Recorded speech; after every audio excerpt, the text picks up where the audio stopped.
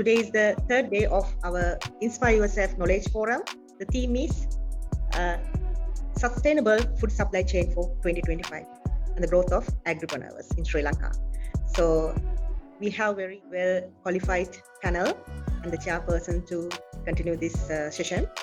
And so we invite everyone to join our forum and learn something and grow as agripreneurs in Sri Lanka. ඔබ සැම දෙනාම පිළිගන්නවා අද තුන්වෙනි දවසේ අපි Inspire Yourself Knowledge Forum එකේ. ඉතින් අද අපි කොහොමද තිරසාර ආහාර දාමයක් ආහාර පද්ධතියක් නිර්මාණය කරගන්නේ අපි අනාගත පරපුර වෙනුවෙන් 2025 වන විට සහ අපි කෘෂි ව්‍යවසායකයන් බිහි කරන්නේ කොහොමද කියන එක ගැන තමයි අපි අද කතා කරන්න බලාපොරොත්තු වෙන්නේ. ඒ සඳහා අපි ආරාධනා කරලා තියෙනවා ඉතාමත්ම සුවිශේෂී විද්‍යාත්මක මඩුල්ලකට. ඒ වගේම ඒ අය දැනට මේ කෘෂි ව්‍යවසායකත්වයේ තුල කෘෂි කර්මාන්තය තුල යම් කිසි අධ්‍යයනයන් කරලා ඒ සහ අධ්‍යක්ීම් ලැබපු ඉතාමත්ම හොඳ දැනුමින් සපිරි පිරිසක්. ඉතින් ඒ සඳහා අපි ඔබට ආරාධනා කරනවා එකතු වෙන්න. ඔබගේ මේ දැනුම ලබාගෙන මේක භාවිතා කරන්න ඔබගේ දියුණුව සහ රටේ දියුණුව සහ අනාගත පරපුරේ තියෙන තිරසාර අනාගතය නිර්මාණය කරන්න කියලා. ඉතින් අපි මේ ආරම්භය ලබා දෙන්න මම ආරාධනා කරනවා ඉතාමත්ම ගෞරවයෙන් සෙල්වනාතන් අනෝජන් ආචාර්යතුමාට. ඔහු ශ්‍රී ලංකා කෘෂි ව්‍යවසායකයන්ගේ සංසදයේ ගරු ලේකම් ධූරය හොබවනවා. ඒ වගේම මෙම Inspire Yourself Knowledge Forum එකේ සැසියේ සභාපති ධූරය රැගෙන යනවා ඉදිරියට. ඉතින් මම ආරාධනා කරනවා ගෞරවයෙන් සෙල්වනාතන් අනෝජන් ආචාර්යතුමාට මෙතනින් එහාට මෙම සැසිය රැගෙන යන්න කියලා. ආයිබෝන් ඔබ පිළිගන්නවා. නමස්තේ යස්මින්. ඔබ සමට සෝදාසන. අද අපි තව කාමාරක විතර වගේ මේ පැනල් එක ඩිස්කෂන් එකේ කතා කරන්න හදන්නේ ඇග්‍රිප්‍රෙනියර්ස් ගැනයි ෆුඩ් වැලියු චේන් එකේ කොයි විදියටද ලංකාවේ තව දිනු වෙන්න පුළුවන් ඉදිරියට යන්න පුළුවන් සම්බන්ධව. සාමාන්‍යයෙන් හැමෝටම ඔළුවට එන පළවෙනි දේ තමයි ඇග්‍රිකල්චර් නැත්නම් කෘෂි කර්ම කියලා කිව්වම ගෝවියෙක් පහරි නැත්නම් කෘෂි කර්ම කියන වචනේ අප ගාම මේක එච්චර කැමැති නැත්නම් විතර කැමැති දෙයක් නෙමෙයි. මොකද හේතුව ඒ පොවර්ටි ලෙවල් හින්දා හරි නැත්නම් සම්ප්‍රදායික විදියට ඇග්‍රිකල්චර් නැත්නම් කෘෂි කර්ම කරගෙන ආපු විදියට තමයි අපි හැමෝම බලන්නේ. හැබැයි සමහර දිනු වෙච්ච රටවල් බැලුවම අපි ගෝවියෙක්ව කොහොමද කෘෂි ව්‍යවසායයක් කරන්න කියන එක ගැන ඇග්‍රි ඔන්ටර්ප්‍රිනියර් කෙනෙක් ඕන නැත්නම් ඇග්‍රිප්‍රිනියර් කෙනෙක් විදියට දකිද්දි ඒක සම්පූර්ණම ගේම් චේන්ජර් එකක් වෙන්නේ. So ඒ වගේ ඉන්න කෘෂි ව්‍යවසායකයෝ කීප දෙනෙක් අපේ පැනල් එකේ අද ඉන්නවා. මම ඒ අයව හඳුන්වලා දෙන්න. මිස්ටර් හසන්ක පාදුක්ක. එයා නම් අදයා සීරියල් ඔන්ටර්ප්‍රිනියර් කෙනෙක් කියලා කියන්න පුළුවන්. especially social entrepreneur කෙනෙක්. හේතුව එයා businesses නැත්නම් ව්‍යාපාරවල කීපයක්ම කරනවා. හේතුව මේ එකත් එක්කම එයාගේ background එක නිකන් බැලුවොත් එයා fundamentally management graduate කෙනෙක් රජරට යුනිවර්සිටි වල ඉඳලා. ඊට පස්සේ එයාගේ career එක එයා පටන් ගන්න තියන්නේ FMCG sector වලින්. ඊට පස්සේ එයා telecommunication industry එකේ වැඩ කරලා තියෙනවා. එයාගේ life career එකේ උපරිමයෙන්ම පීක් එකේ ඉන්න කාලේ හොඳ පඩි අරගෙන හොඳ ප්‍රයිවට් ටෙලිකමියුනිකේෂන් කම්පැනි එකක වැඩ කරන කාලේ එයා ඩිසයිඩ් කරා ඒක අතහැරලා එයා ව්‍යවසාය කෙනෙක් වෙන්න. එතනින් පස්සේ එයාගේ සම්පූර්ණ හිස්ටරි එකම චේන්ජ් වෙලා තියෙනවා. එයාගේ ඒගොල්ලන්ගේ පළවෙනි ඉනිෂියේටිව් එක තමයි වෙලා තිබුණේ ලංකාවේ ගස් මිලියන 2ක් හිටවන්න ඕන කියන එක රීෆොරෙස්ට්‍රේෂන් ප්‍රොජෙක්ට් එකක් පටන් ගත්තේ. වැඩි කාලයක් නැහැ. හැබැයි දැන් අපි හැමෝම අහලා තියන්නේ තුරු කියන නම ඉන්ඩස්ට්‍රි එකේ හැමෝම අහලා තියෙන නම. ඒකේ කෝ-ෆවුන්ඩර් කෙනෙක් විදියට මිස්ටර් හසන්ක පිට එක එකතු වෙලා ඉන්නවා. ඒකට අමතරව දැන් ලංකාවේ හරි ලෝකේ හරි හැමතැනම ගත්තම ඉතින් මේ ට්‍රෑෂ් නැත්නම් මේ ප්ලාස්ටික් එක ගොඩක් ප්‍රශ්නයක් වෙලා තියෙනවා. so ඒකට විසඳුමක් හොයලා දෙන විදියට තමයි zero trash කියලා තව ආයතනයක් පටන් අරන් ඊටාත්ම සාර්ථක විදියට කරගෙන යන එක ව්‍යවසාය කෙනෙක් තමයි මිස්ටර් හසන්ක. වෙල්කම් හසන්ක. ගොඩක් සතුටුයි සම්බන්ධ වෙන්න. ඊළඟට අපිත් එක්ක එකතු වෙලා ඉන්නවා මිස්ටර් ඉන්දික සිරිවර්ධන. එයා තමයි Wild Rabbits Products කියන ආයතනයෙන් founder.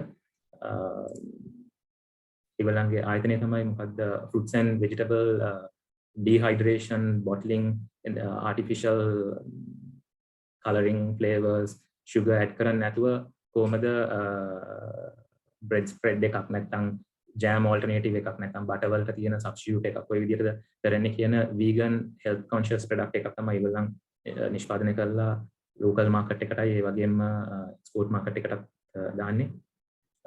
අයිබෝන් ඉන්දිකා. අයිබෝන් ඩොක්ටර්.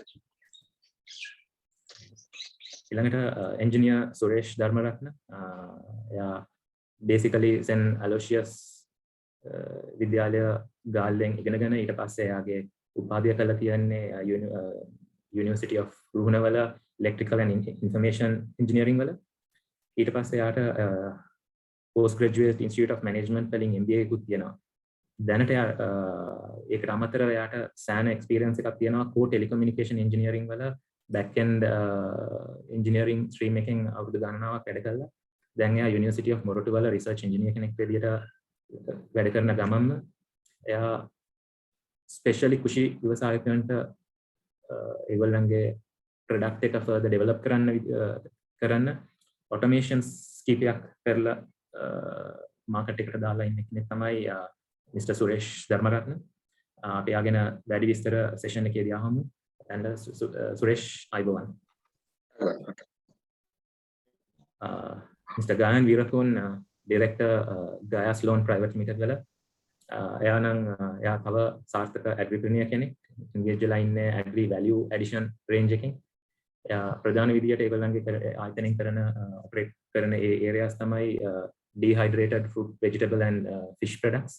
මේකත් local market එකකට දාන විදියටම ඒගොල්ලන් export market එකට products ටික supply කරනවා. and ඒගොල්ලන්ගේ product range එක ගැනයි විස්තර ටිකයි අපි session එකේදී කතා කරලා Mr. ගාන්ගෙන් ආගමු. මම දන්න විදියට නම් ඒගොල්ලන්ගේ innovative products කීපයක්ම තියෙනවා. so welcome Gan the session. අයිබෝන්. පළවෙනි ප්‍රශ්නේ මට අහන්න කැමති හසන්ක වාගෙන් ඔයාගේ area එක බලද්දී නම් you have truly been a successful entrepreneur කියලා කියන්න හරි අමාරුයි. හැමෝම ගත්තම ඉතින් ව්‍යවසායකයෝ වුණාට ඒ කියන්නේ සාර්ථක ව්‍යවසාය කියන එක අමාරුයි. ඒකෙත් ඔයාගේ area එක ගත්තම ඔයා ව්‍යවසාය ඒ කියන්නේ businesses ventures keep එකකින් involve වෙලා ඉන්නවා. තුරු zero trash ඒකට අමතරව තව university level එකේදී ඉගෙන ගන්නට ගිහිල්ලා knowledge sharing sessions ඒ වගේ තැන් කීප එකකින් මම ඔයාව දැකලා තියෙනවා. ඒක ඔයාලට මේ වගේ journey එකක් නැත්නම් මේ වගේ business එකක් පටන් ගන්න මම පළවෙනි එකට මාන්න කැමති තුරු ගැන. මොකද ඒක වැඩි කාලයක් නෑ. හැබැයි ඉතින් සාමාන්‍යයෙන් තුරු කියලා කිව්වම දැන් සෑහෙන දුරට මේ කටි දන්නවා මොකද්ද තුරු කියන එක කියන්නේ. ඒක කොහොමද අර business idea එක ආවේ? මොකද සාමාන්‍යයෙන් profit making business එකක් කරන එකට වඩා social venture especially agriculture කියන area එකක කරනවා නම් ඒක හරි different ඕ නැත්නම් ඒක හරි වෙනස් අදහසක් ඒ වගේ අයිඩියා එකක් ආවේ කොහොමද? ඒ වගේ බිස්නස් එකක් පටන් ගන්න ඒ වගේ දෙයක් සස්ටේනබල් විදියට කරගෙන යන්න පුළුවන් කියන එක අදහස ආවේ කොහොමද අසංක? බොහොමත්ම ස්තුතියි ආචාර්යතුමනි. ඒ වගේම ජස්මින් ඇතුළු සමස්ත රියල් ලයිෆ් කණ්ඩායමටම අවස්ථාව ලබා දීම සම්බන්ධයෙන් අද මෙම නොලෙජ් පොඩ්කාස්ට් එක කතා කරන්න. ඉතින් තුරු ගැන කතා කරනකොට මම හිතන්නේ අමතක කරන්න බෑ මගෙත් එක්ක ඉන්න කණ්ඩායම හේමිස් ජයවීර, පන්දු කොටිකාර, සංගීත් අපි මේ ගොඩාක් අපේ කැරියර් එක තුලදී ගොඩාක් ලංකාවේ ලස්සන රටක්නේ. මේ ලස්සන රට බලන්න අපි ගොඩාක් දුරට අපි වීකෙන්ඩ් එක පාවිච්චි කරා. සතියක් අපි දුරට ලංකාවේ ගොඩාක් තැන් බලන්න ගියා. ඇලෑවලට ගියා, හයික්ස් ගියා, ට්‍රෙකින් වලට ගියා. ඉතින් මේ තැනදී අපිට තේරුණා ලංකාව කියන්නේ මාර ලස්සන රටක්. මේ ලංකාවේ දැන් අපි මේ කියන කාලය තුලදී අපි හැමදාම කතා කරනවා ලංකාවේ වන ඝනත්වය, වන ගහණය, හරිත ගහණය, හැම එක ඉන්සිඩන්ට්ස් ඉෂුස් ව්‍යාපෘතීන් හරහා ලංකාවේ වන ගහන 1990ට සාපේක්ෂව ක්‍රමානුකූලව දවසින් දවස අඩු වෙගෙන යනවා කියන එක අපි සමාජ මාධ්‍ය සහ අපි ඇස් දෙකට දකින්න ලැබුණා. ඉතින් මේ හින්දා අපිට තේරුණා අපි මොන හරි මේක කරන්න ඕනේ. අපි දෙයක් ඇත්තටම කරන්න ඕනේ. අපි දැන් තරුණ ප්‍රජාව තමයි ලංකාව ලෝකේ වෙනස් කරන්නේ. මේ තරුණ ප්‍රජාව මොන හරි කරන්න ඕනේ. මේක කරන්නේ කොහොමද කියන එක ගැනදී අපි දවසක් සිරිපාද යනකොට අපි කතා කරනකොට අපි කිව්වා අපි හදමු මොබයිල් ඇප් එකක්. මොකක්ද ඒකේ නම මොකුත් අපි තාම දාලා නැහැ. තුරු කියලා නමක් දාලා තිබෙනවා. අපි හදමු මොබයිල් ඇප් එකක්. අපි මිනිස්සුන්ට කතා කරමු. මිනිස්සු ඒකරාශී කරමු. මිනිස්සුන්ට මොනවාද සරල දෙයයි කරන්න තියෙන්නේ. ලංකාවේ නම් මිලියන 21.7ක් මිනිස්සු ඉන්නවා. එක්කෙනෙක් එක ගහක් ඉඳවන විදිහට අපි ඒගොල්ලන්ට අර සෝෂල් මේ චේන්ජ් එකක් ඇති කරමු. ඉනෝවේෂන් එකක් කරමු. මම හිතන්නේ අන්න ඒක තමයි වස්තු බීජය. ඒක තනියෙන් කරපු දෙයක් නෙමෙයි. මේක කණ්ඩායමක් විදිහට කරා. අපි හිටිය තාක්ෂණික පසුබිමක් තුල ඉතින් අපි හිතුවේ තාක්ෂණය එකතු කරමු මිනිස්සු එකතු කරන්න. මිනිස්සුන්ට ලොකු දෙයක් කරන්න නැහැ. තමන් හුස්ම ගන්නවා දවසට ඔක්සිජන් ලිටර් 540ක් විතර ගන්නවා අපි. ඒකෙන් ඒක ඒ වගේ ඔක්සිජන් ප්‍රමාණයක් නිකුත් වෙන ගහකට අවුරුදු 20ක් 30ක් විතර යනවා. ඒකත් ගහේ උස ප්‍රමාණය, ගහේ පත්‍රවල ප්‍රමාණය අනුව වෙනස් වෙනවා. එහෙනම් මේ මොරල් ඔබ්ලිගේෂන් එක ලංකාවේ මිලියන 21.7න් අඩු ගානේ 10 දෙනෙක්ගෙන් එක්කෙනෙක් මිලියන 2කට කියලා කරන්න පුළුවන් විදිහට දෙයක් කරමු කියන එක නේද? අපි මේක කතා කරනකොට ආචාර්යතුමනි ඩොක්ටර් අනජන් අපි සයන්ස් බෑග්ග්‍රවුන්ඩ් එකෙන් ආපු අය නෙමෙයි. ඇග්‍රි කල්චර් ඉගෙන ගත්ත අය නෙමෙයි. හෝටි කල්චර් ඉගෙන ගත්ත අය නෙමෙයි. හැබැයි අපිට අවශ්‍යතාවය තිබ්බා. අපි කොච්චර රස්සාව වැඩ කරත් අපි මේක වෙනුවෙන් රස්සාව ඉවර වෙලා කැප වුණා. අපි අපේ වීකෙන්ඩ් එක කැප කරා මේකට. අපේ ටීම් එක මෙහෙම. අපි සල්ලි බලාපොරොත්තු වෙන්නේ නෙමෙයි මේක පටන් ගත්තේ. මේක ශ්‍රද්ධාව පදනම් වෙලා පටන් ගත්ත ප්‍රොජෙක්ට් එකක්. දැන් අපි කතා කරන රුපීස් ඇන්ඩ් සෙන්ට්ස් බට් මේක අපි ශ්‍රද්ධාව පදනම් කරනවා. ඒ පැෂන් එක තමයි අපි ඉග්නයිට් කරේ මේක අපි කරන්න ඕනේ. මේක කරේ නැත්නම් අපි කවුරුත් කරන්නේ නැහැ කියලා. අන්න එදා මේ විදිහට තමයි 2016 නොවැම්බර් මාසේ 15 වෙනිදා ඒටි ආරියරත්න මහත්තයාගේ අතින් කළු මැදිරිය ලංකාවට ආවේනික රෙයාර් ස්පීෂීස් එකක් කළු මැදිරිය පැලයක් ඉඳලා මේ ජර්නි එක පටන් ගත්තේ. ඉතින් ලොකු ගමනක් යන්න තියෙනවා තව ඉස්සරහට. තාම අපි ඒකේ පළවෙනි පියවරවල් ටික විතරයි ගත්තේ. සමහර දේවල් හරි ගියා, සමහර දේවල් වැරදුනා. හැබැයි මේකේ තියෙන සාර්ථකත්වයේ විදිහට මම දකින්නේ අපි නිදාගෙන හෙට උදේ නැගිටිනකොට තරුණ ළමයි අපේ ඇප් එකට ලංකාවේ කොයි හරි තැනක අපි දැකලවත් නැහැ. පැලයක් ඉඳලා සමහරවල් දාලා තියෙනවා. මම හිතන්නේ ඒ කොන්ෂස්නස් එක පරිසරය පිළිබඳව ඔබගේ තියෙන දැනුවත් වීම සහ වගවීම සහ භාවිතය වැඩි කරන්න ඇප් එකකට කරන්න ඉඩ ප්‍රස්තාව හදලා තමයි අතම තුරු වලින් කරේ. තුරු එක අවුරුදු ගාණක් ඉවෝල්ව් වෙලා ආවා. තුරු ඇප් එකක් පටන් ගත්තට ඇප් එකකට වඩා එහා ගියපු concept එකක් වුණා. අන්න ඒ හින්දා තමයි තුරු කියන විදිහට හැමෝම කතා කරන්නේ. මොකද ඇප් එකකින්ම බෑ ගස්සින් ගන්න. ඇප් එකක් පදනම් කරගෙන අපි කරේ ඉකෝසිස්ටම් එකක් හදුවා. ඒ ඉකෝසිස්ටම් එකේ අපි ආස කරන අපි ගොඩාක්ම විශ්වාස කරන සද්ධාවේ වැඩිම තියෙන මිනිස්සු පරිසරයක් එකතු කරා. අපි කියන ස්වේච්ඡාසේවකයෝ ටූර් වොලන්ටියර් නෙට්වර්ක් එක හදුවා. මට අද යන්න බැරි වුණත් මට ඉන්න කවුරු හරි දෙයක් ලංකාවේ ඕනම කොනක ගිහිල්ලා කරගන්න මිනිස්සෙක්. ඒගොල්ලෝ සල්ලි වලට නෙමෙයි වැඩ කරන්නේ. ඒගොල්ලෝ ඇප්‍රීසියේෂන් වලටත් නෙමෙයි වැඩ කරන්නේ. ඒගොල්ලෝ කමිට්මන්ට් එක තමයි පරිසරය වෙනුවෙන් දෙන්නේ. ඉතින් එහාට අපිට පැල තවන් තිබ්බේ නැහැ. අපි වෙනුවෙන් පැල හදන්න මිනිස්සු එකම වුණා. අපි වෙනුවෙන් මිනිස්සු සීඩ්ස් එකතු කරලා බීජ එකතු කරලා අපිට එවන්න ගත්තා. පැල හදලා මේ ඕගොල්ලෝ කොයි හරි ඉඳන්න කියලා. සබ්ජෙක්ට් මැටර් එක්ස්පර්ට්ස්ලා අපිට එකතු වුණා. අපිට කාබන් ගැන ගන්නවා නම් ලංකාවේ හොඳම කාබන් කන්සල්ටන්ට් කෙනෙක් අපිට ඉන්නවා ඇඩ්වයිස් කරන්න. අපේ හෝටිකල්චර් එක්ස්පර්ට්ස්ලා අපි ළඟ ඉන්නවා අපිට දේවල් අහගන්න. මේ පැල ගැන කෘෂිකර්මය ගැන දන්න අය අපි ළඟ එකතුලා තියෙනවා. ඒගොල්ලෝ අපිත් එක්ක එකතු වුණා. අපිට ශක්තියක් වුණා.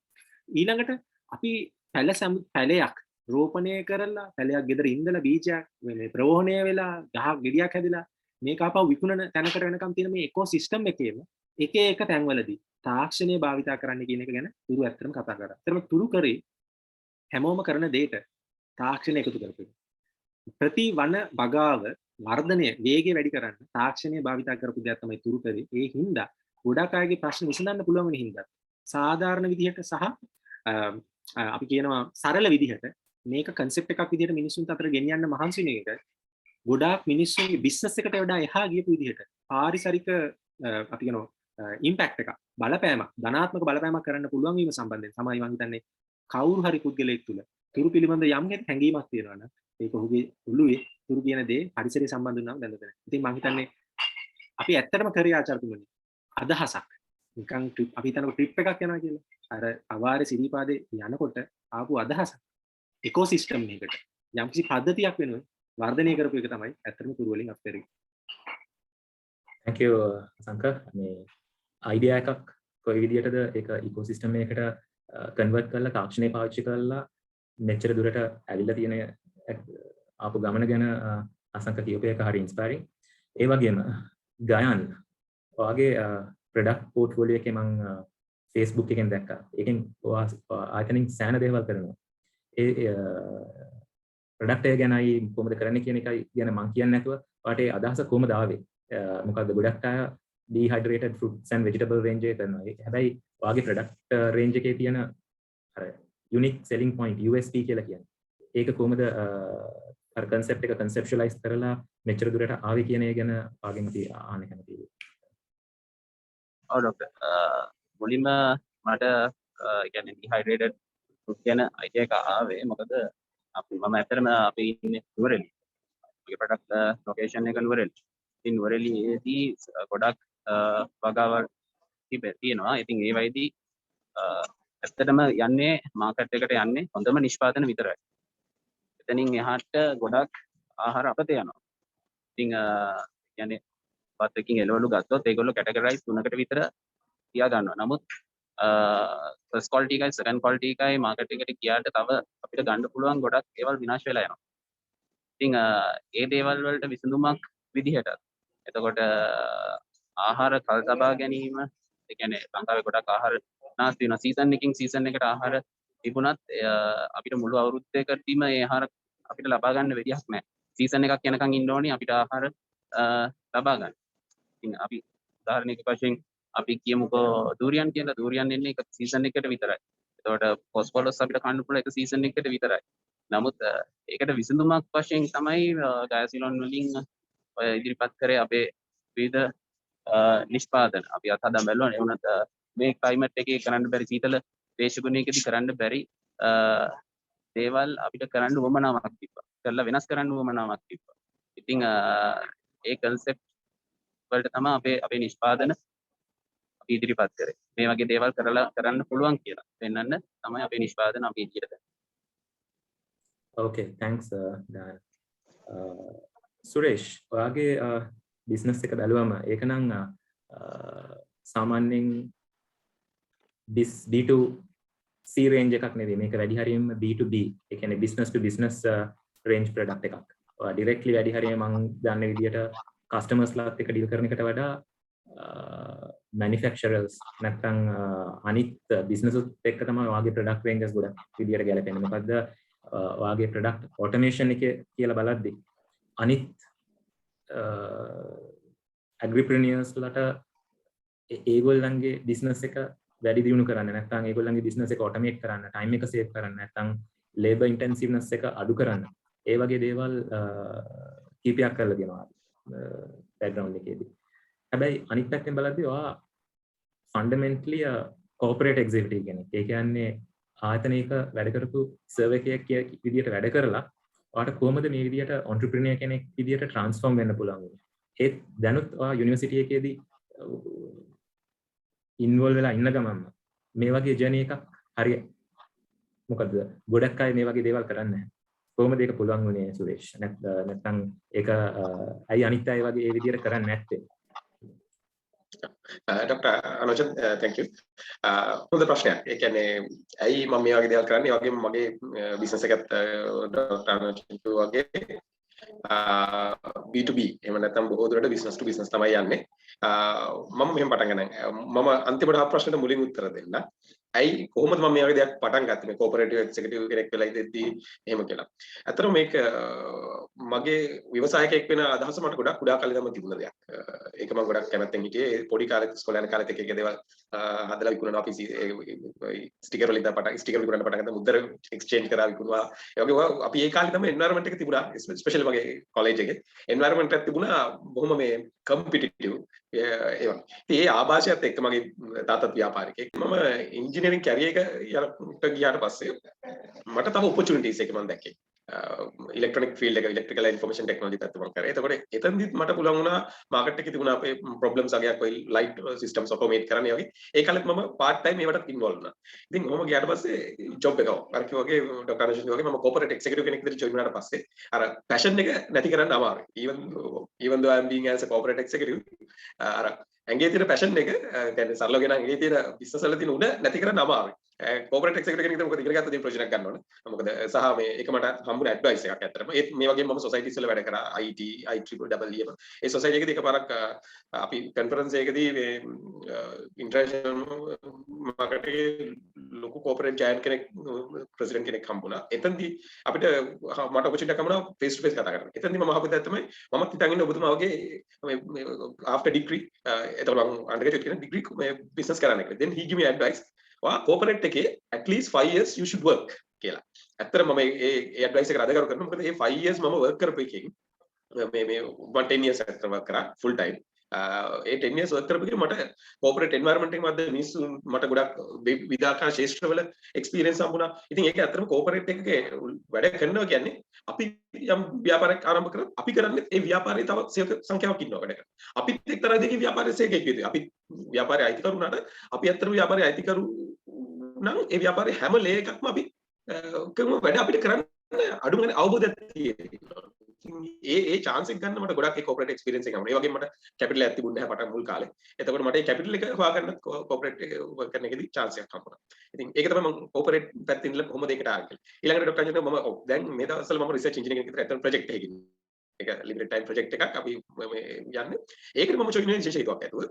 ඒක දැන් අවුරුදු දෙකක් මම join වෙලා. ඒක ඇවිල්ලා machineries පැත්තට. මගේ machineries ව්‍යාපාරයට automation ව්‍යාපාරයට සම්බන්ධ research එකක් යන්නේ. මොකද automation කියන්නේ අපි ඉන්නකොට industry එකේ we have to update knowledge. day by day knowledge එක වෙනස් වෙනවා. අපිට යන rapid මේකට update කරගන්න බැරි වුණාට අපි යම් මට්ටමක අපි update යාවත් කාලීන කරගැනීමක් update කරගැනීමක් කරන්න ඕනේ. අර මේ නිසහසංක මේ කිව්වා වගේ අර තුරු එක ඇප් එකක් ඇයි දැම්මේ. ඔව් දැන් අපි වෙන පරණ විදිහට පැල ඉන්ධනයට වඩා ඇප් එකක් දැම්මම මේ පැල ඉන්ධන තියෙන කට්ටියගේ enthusiasm එක වැඩි වුණා. ඒ නිසා ඒකෙන් ලොකු experience එකක්. ඒ කියන්නේ මම කියන්නේ හැම entrepreneur කෙනෙක්ටම මොන හරි section එකක්. දැන් මේක උනත් අපි දැන් මේ inspire yourself මේ program එකට අපි join වෙනවා. අපි knowledge update වෙනවා. එතකොට අපි ඒ වගේ අපි knowledge එකෙන් අනිත් කෙනෙකුට ඒ knowledge එක update වෙනවා. ඉතින් මේ දේ හරි වැදගත්. ඉතින් මම දකින්නේ මේ දේ තමයි මගේ past experience වලින් මට පෙන්වන්න පුළුවන්. ඒ දේ අපිට මේ field එකට බොහොම වැදගත්. මොකද අපි අද ගත්තොත් අපිට තියෙන සමහර ප්‍රශ්න අපි මම පොඩ්ඩක් සම්බන්ධ කරොත් මේ විෂය ධාරාවට අද මැෂිනරිස් වලින් මොකද්ද ලංකාවට කරන්න පුළුවන්. අද අපිට තියෙන ප්‍රශ්නයක් මම පෙන්නන්නම්. අද අපිට කාබනික පෝර ගැන කතා කරනවා නම් අවශ්‍ය ප්‍රමාණය අපිට නිෂ්පාදන ධාරිතාවක් නෑ රට තුල. ඇයි? මේ ප්‍රශ්නේදී අපි බලන්න ඕනේ වෙන වෙන පැති වලින් නැතුව බලන්න මොකද්ද මේකේ ඇත්තම ගැටලුව. මොන වගේ දෙයක්ද මෙතන තියෙන්නේ කියලා. ඒක බලුවා අපි entrepreneurs අපිට ඒකට උත්තර දෙන්න පුළුවන්. අන්න එතන තමයි අපිට opportunity එක එන්නේ. අපි බලන්න angle එක කරනවා opportunity එක පේනවද නැද්ද කියන එක තීරණය වෙනවා. මම බොහොම සරල උදාහරණයක් කියන්න. ගොම ගොඩක් දිහා ඔබ බලන විදිහ අනුව ඔබට ඒකෙන් ගන්න පුළුවන් දේවල් වෙනස් වෙනවා. ඔබ ගොම ගොඩක් දිහා ජරා ගොඩක් විදිහට බලුවොත් ඔබ ඒකෙන් ඈත් වෙනවා මිසක් ඒකෙන් ප්‍රයෝජනයක් ගන්නේ නැහැ. හැබැයි ඔබ ගොම ගොඩක් දිහා බලන්න පුරුදු වුණොත් මේක නියමයි මගේ මල් පැලයට දාන්න මේක නියමයි මගේ වෙලවලු පැලයට දාන්න කියලා ඔබට සම්පූර්ණ opportunity එකක් පහළ වෙනවා. එතකොට ඔබට ඒකෙන් විශාල වෙනසක් opportunities. තව ටිකක් ඔබට ඉස්සරහට මේක වෙලල කුඩු කරලා මේ ඉස්සර හඳු කුරු හදන්න පාවිච්චි කරා. ඉතින් ඔබට ඒ ඇහැ දකින්න නම් අපි මේ විදිහට පුරුදු වෙන්න ඕන. ඉතින් මේ දැන් මට පේන්නේ මේ opportunity එක අපිට entrepreneurs ඇත්තටම ලංකාවේ තියෙනවා මේ වෙලාවේ. filling machines ඕන වෙලා තියෙනවා. මොකද manually fill කරන්න බෑ demand එකට. එතකොට filling machines මේකට අපි develop කරලා තියෙන එකල. ඒකෙන් මම දැක්කේ business එකක් ඊළඟ level එකට යන්න නම් business එක එහෙම නැත්නම් entrepreneur හිතන්න ඕන මේකේ කොහොමද consumer ට මේක ultimate consumer ට මේක affordable වෙන්නේ කියලා. අන්න ඒ mindset එකකින් බැලුවම අන්න එතනදි තමයි automation කියන part එක කම්පැනිස් වලට එන්නේ. දැන් අපි කිව්වොත් මේ wild rabbit products ගැන කතා කරා. මේ sorry මේ ගයන්ගේ products ගැන කතා කරා. එතනදී අපි දැක්කා ඒ එක requirements තියෙනවා ඒ එළවලු නාස්ති වෙනකොට ඒතකොට නාස්ති වෙන එළවලු හයිඩ්‍රේට් කරන්න ඕන නැත්නම් කොහොමද ඒක කරන්නේ? අන්න එතනදී තමයි machineries කියන automation කියන part එක play කරන්නේ ලොකු role එකක්. මොකද automation කියන part එක ඇවිල්ලා ලස්සන fancy එකක් නෙමෙයි. අපි හිතන් ඉන්නේ හරි fancy ලස්සනයි machine ඒක නෙමෙයි අතර entrepreneur කෙනෙකුට business එකකට automation එකෙන් එන්නේ. automation එකෙන් එනවා ප්‍රධාන වශයෙන් කරුණු කීපයක්. පළවෙනිම එක තමයි අපේ production facility එක efficient කරනවා. ඒ කියන්නේ efficient කරනවා කියන්නේ අපිට එතන cost එක අඩු වෙනවා. overall operation cost එක අඩු වෙනවා. එතනදී මොකද්ද වෙන්නේ අපි කම්පිටිටිව් වෙනවා අපි දැන් හිතමු dry vegetables export market එක නම් export market dry vegetables යවන්නේ අපි විතරක් නෙමෙයි ඉන්දියාව ඊට පස්සේ thailand ඒ වගේ රටවලින් ගොඩාක් මේ dry vegetables and fruits වලට competition එක එනවා තියෙනවා international market especially dubai usa european markets වලට products આવනවා එතකොට එතනදී ප්‍රධානම දෙයක් තමයි cost factor එක competitiveness එතකොට ඒක තියාගන්න අපිට machineries වගේ දෙයක් use කරාම ඇත්තටම පුළුවන් mass production level එකට යනවා ඒ විතරක් නෙමෙයි quality pack product එක quality hygiene එක ඒ අපිට manual කරනකොට machineries පැත්තට යන එකේ ලොකු advantage එකක් තියෙනවා. ඒක උදාහරණයකට මට කියන්න පුළුවන් දැනට GMP ඒ වගේම ISO වගේ standards ගන්නකොට factory facility එකට අනිවාර්යෙන් බලනවා filling machines තියෙනවද මේ වගේ machineries තියෙනවද ඒ machineries නැත්නම් ඒගොල්ලෝ recommendations දෙනවා මේවට මේ machines ගන්න manual filling recommend කරන්න බෑ කියලා. එතකොට අපි මගේ ව්‍යාපාරයේ විදිහට මම කරන්නේ ওই machineries ගන්න ගියාම ওই machineries පිටරටින් ගෙන්නන්න වෙනවා ගොඩක් ව්‍යාපාර වලට. හේතුව මේ machineries නිර්මාණය කරන කරුවන් මේ ලංකාවේ නැහැ. ඒක පහළ ඇයි එහෙම නැත්තේ? අනිත් රටවලින් ඇයි අපේ රටේ නැත්තේ? ඒකත් හොඳ දෙයක් තියෙනවා. හේතුවක් තියෙනවා. ඒ තමයි අපේ රටේ machine එකක් හදුවම අපිට විකුණන්න පුළුවන් සංඛ්‍යාව බොහොම අතලොස්සයි. ඒ කියන්නේ අපිට අතේ ඇඟිලි වලින් ගණන් කරන්න පුළුවන් තරම් එක machine වර්ගයකින් විකුණන්න පුළුවන්. එතකොට මේ challenge එක අරගෙන machine එක හදලා design කරලා ඒක කරලා ඔක්කොම කරලා එළියට දානකොට එකෙන් අම ප්‍රොඩක්ට් එකක් දාලා තරම් වේගයෙන් ගන්න බෑ. ඒ වගේම ඩුප්ලිකේට් කරන්න හැකියාව තියෙනවා. ඉතින් ඔන්න ඔය වගේ දේවල් තියෙන නිසා තමයි මේ මැෂිනරිස් පැත්ත ලංකාවේ දෙක මට ඔපචුනිටි එකක් විතර. මේක ප්‍රශ්නයක් නෙමෙයි. මොකද මේ ඔපචුනිටි එක මම හවස් කරගෙන ගත්තම ඒක අපේ ඉන්ඩස්ට්‍රීස් වලට ලොකු ඇඩ්වාන්ටේජ් එකක් වෙනවා. මොකද ඒක මම හොඳටම දැක්කේ අධික වියදමක් දරන්න වෙනවා මැෂින් එක චීනෙත් ගණන් වැඩි ඊට පස්සේ shipping cost වැඩි ඊට පස්සේ ගෙනාවට පස්සේ modification කරන්න මොකද ඒකේ මැෂින් එක ගෙනාවට පස්සේ ඒ අදාළ ෆැක්ටරියට අදාළ විදිහට modify නොකර use කරන්න බෑ ඊට පස්සේ ඒකට warranty claim කරන්න විදියක් අර ගොම ගොඩ මේ ඉන්ඩස්ට්‍රි එකේ තියෙන ගොම ගොඩ දැන් ඒ ගොම ගොඩ මට මගේ ව්‍යාපාරයට ඒක ගොම ගොඩ මම දකින්නේ පැලවලට දාන්න පුළුවන් ගොම ගොඩක් විදියට මොකද එතනදී මම කස්ටමර්ස්ලට අපිට පුළුවන් වුණා දෙන්න ඒගොල්ලෝගේ රික්වයර්මන්ට් එක විදියට හදපු මැෂිනරිස්. එතකොට ඒගොල්ලන්ට ගේන එක ඒගොල්ලෝගේ විදියට හදාගන්න ඒගොල්ලන්ට උන රික්වයර්මන්ට් එක විදියටම මැෂිනරිස් හදාගන්න පුළුවන්. ඒ chance එකේ කස්ටමර්ට හම්බ. ඊට පස්සේ අවශ්‍ය වෙලාවට සර්විස් එක කන්ටිනියස් සර්විස් එකක් හම්බ. ඉතින් මෙන්න මේ දේවල් දීලා අපි බලාපොරොත්තු වෙන්නේ අපේ ව්‍යාපාරික අරමුණු වගේම ප්‍රධාන අරමුණක් තමයි ලංකාවේ ව්‍යවසායකයන්ට ඒගොල්ලෝගේ ව්‍යාපාර ඒගොල්ලෝගේ එහෙම නැත්නම් මේ ප්‍රොඩක්ෂන් ලයින් එක කන්ටිනියස්ලි හිර වෙන්නේ නැතුව ගෙනියන්න අවස්ථාව ලබා දෙන්න. ඉතින් මේකෙන් අපි බලාපොරොත්තු වෙනවා අපේ මේ B2B කස්ටමර්ස්ලා long term ඒගොල්ලෝගේ ව්‍යාපාර දියුණු කරගෙන cost එක අඩු කරගෙන ඉස්සරහට ගෙනියන්න පුළුවන් වෙයි කියලා. ඉතින් ඒක තමයි අපේ පළවෙනිම පරමාර්ථය අපේ මේ automation ව්‍යාපාරේ පටන් ගන්න. ඩොක්ටර් අනචන් අපි තවදුරටත් ඉස්සරහට කතා කරමු තව මේ ගැන. මම හිතන්නේ ඔබතුමා අහපු questions දෙකටම මම සාධාරණයක් ඉටු කරා කියලා හිතනවා. Yeah. Thanks Suresh. Very comprehensive answer. Indika ඔයාගේ බිස්නස් wild rabbit products කියලා බැලුවම ඒකෙන් ප්‍රධාන විදියට vegetable spread ranges කීපයක් මට බලන්න පුළුවන් වුණා. ඔයාගෙන් මට අහන්න කැමති ටිකක් වෙනස් ප්‍රශ්නයක්.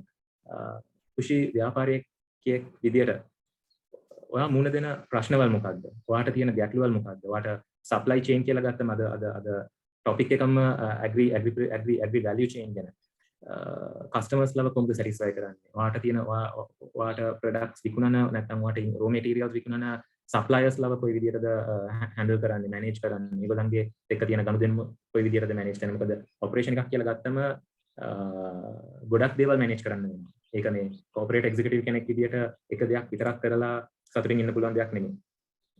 As an agri entrepreneur ඕනම ව්‍යවසායකයෙක් විදිහට ගොඩක් දේවල් ඒ කියන්නේ legal ගැන පොඩ්ඩක් දැනගන්න ඕනේ, finance එක ගැන දැනගන්න ඕනේ, marketing එක ගැන දැනගන්න ඕනේ, customers ලා මොකක් හරි ප්‍රශ්නයක් තියෙනවා නම් ඒගොල්ලන්ව කොයි විදිහටද handle කරන්න ඕනේ කියන දේවල් දැනගන්න ඕනේ, labor management එක ඒ වගේ දේවල් කීපයක්ම තියෙනවා.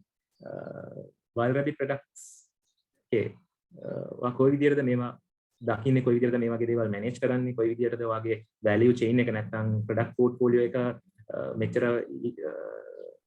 challenges තියදී ඉතා හොඳට කරගෙන යන්නේ කියන එක ගැන අපිට පොඩ්ඩක් කියන්න පුළුවන් වුණොත් නැත්නම් කොහොම කෙටියෙන් කියන්න මම හිතන්නේ මේක සෑහෙන ලොකු ප්‍රශ්නයක්. හැබැයි ඉන්දික ආන්සර් ගන්නවත් පුළුවන් කියලා. ඩොක්ටර් අනෝජන් ඉස්සෙල්ලා මම කියනවා අපි wild rabbit මම ඇයි wild rabbit වගේ concept එකට හෙට ආවේ සහ මොකක්ද wild rabbit එකේ ඇතුලේ තියෙන්නේ කියලා.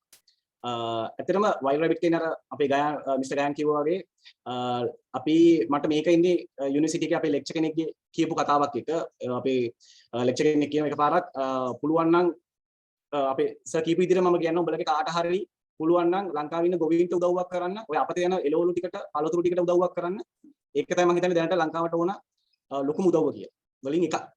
එතකොට අපි ගත්තොත් ලංකාවේ 35ක් 40ක් විතර ලංකාවේ එළවලු සහ පළතුරු අපත යනවා අවුරුද්දකට. ඒක අපි නම්බර්ස් වලින් ගත්තොත් 7000කට 7 ලක්ෂයකට වඩා මෙට්‍රික් ටන් එළවලු වලින් ඊට පස්සේ ලක්ෂ 5කට වඩා මෙට්‍රික් ටන් පළතුරු වලින් අපත යනවා. එතකොට ඒක අපිට රටක් විදියට අපි වගේ රටකට ඒක ලොකුම ගැටලුවක්.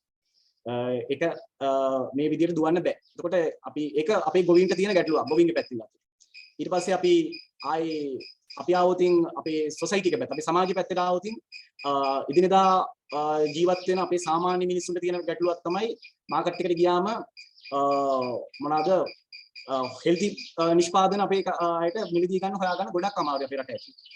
එක්කෝ සීනි වැඩිපුර තියෙන දේවල් නැත්නම් ෆැට් එක වැඩිපුර තියෙන දේවල්. එතකොට අපේ දරුවන්ට කන්න දෙන්න හොඳ නිෂ්පාදන අපිට ගොඩක් අඩුයි. එතකොට මේ තියෙන දෙපැත්තේ තියෙන ගැටලු දෙක ඇත්තටම මම කරේ එකට එකතු කරලා විසඳුමක් හොයාගත්තා. ඒක තමයි එළවලු සහ පළතුරු ආශ්‍රිතව කරන්න පුළුවන් value added product නිෂ්පාදනය කිරීම. මේක ඉස්සෙල්ලම අපි පටන් ගත්තේ ડોක්ටර් කිව්වා වගේ vegetable spread range එක. තෙල් සීනි රසකාරක වර්ණක වලින් තොර vegetable spread range එකක් අපි ඉදිරිපත් කරා. ඒක හේතු තියෙනවා. අපේ රට ඇතුළේ ජෑම් සහ ෆැටි ස්ප්‍රෙඩ් පාවිච්චි කරන ප්‍රමාණය සහ ලෝකේ තියෙන ට්‍රෙන්ඩ් එක අද කාලේ. මොනවාද? එතකොට ඒවත් එක ගැළපෙන විදියට අපි කොහොමද යන්නේ කියන එක. ඊට පස්සේ අපි තව නිෂ්පාදන වලට ගියා. පළතුරු ආශ්‍රිතව විවිධ විදිහේ සෝස් වර්ග.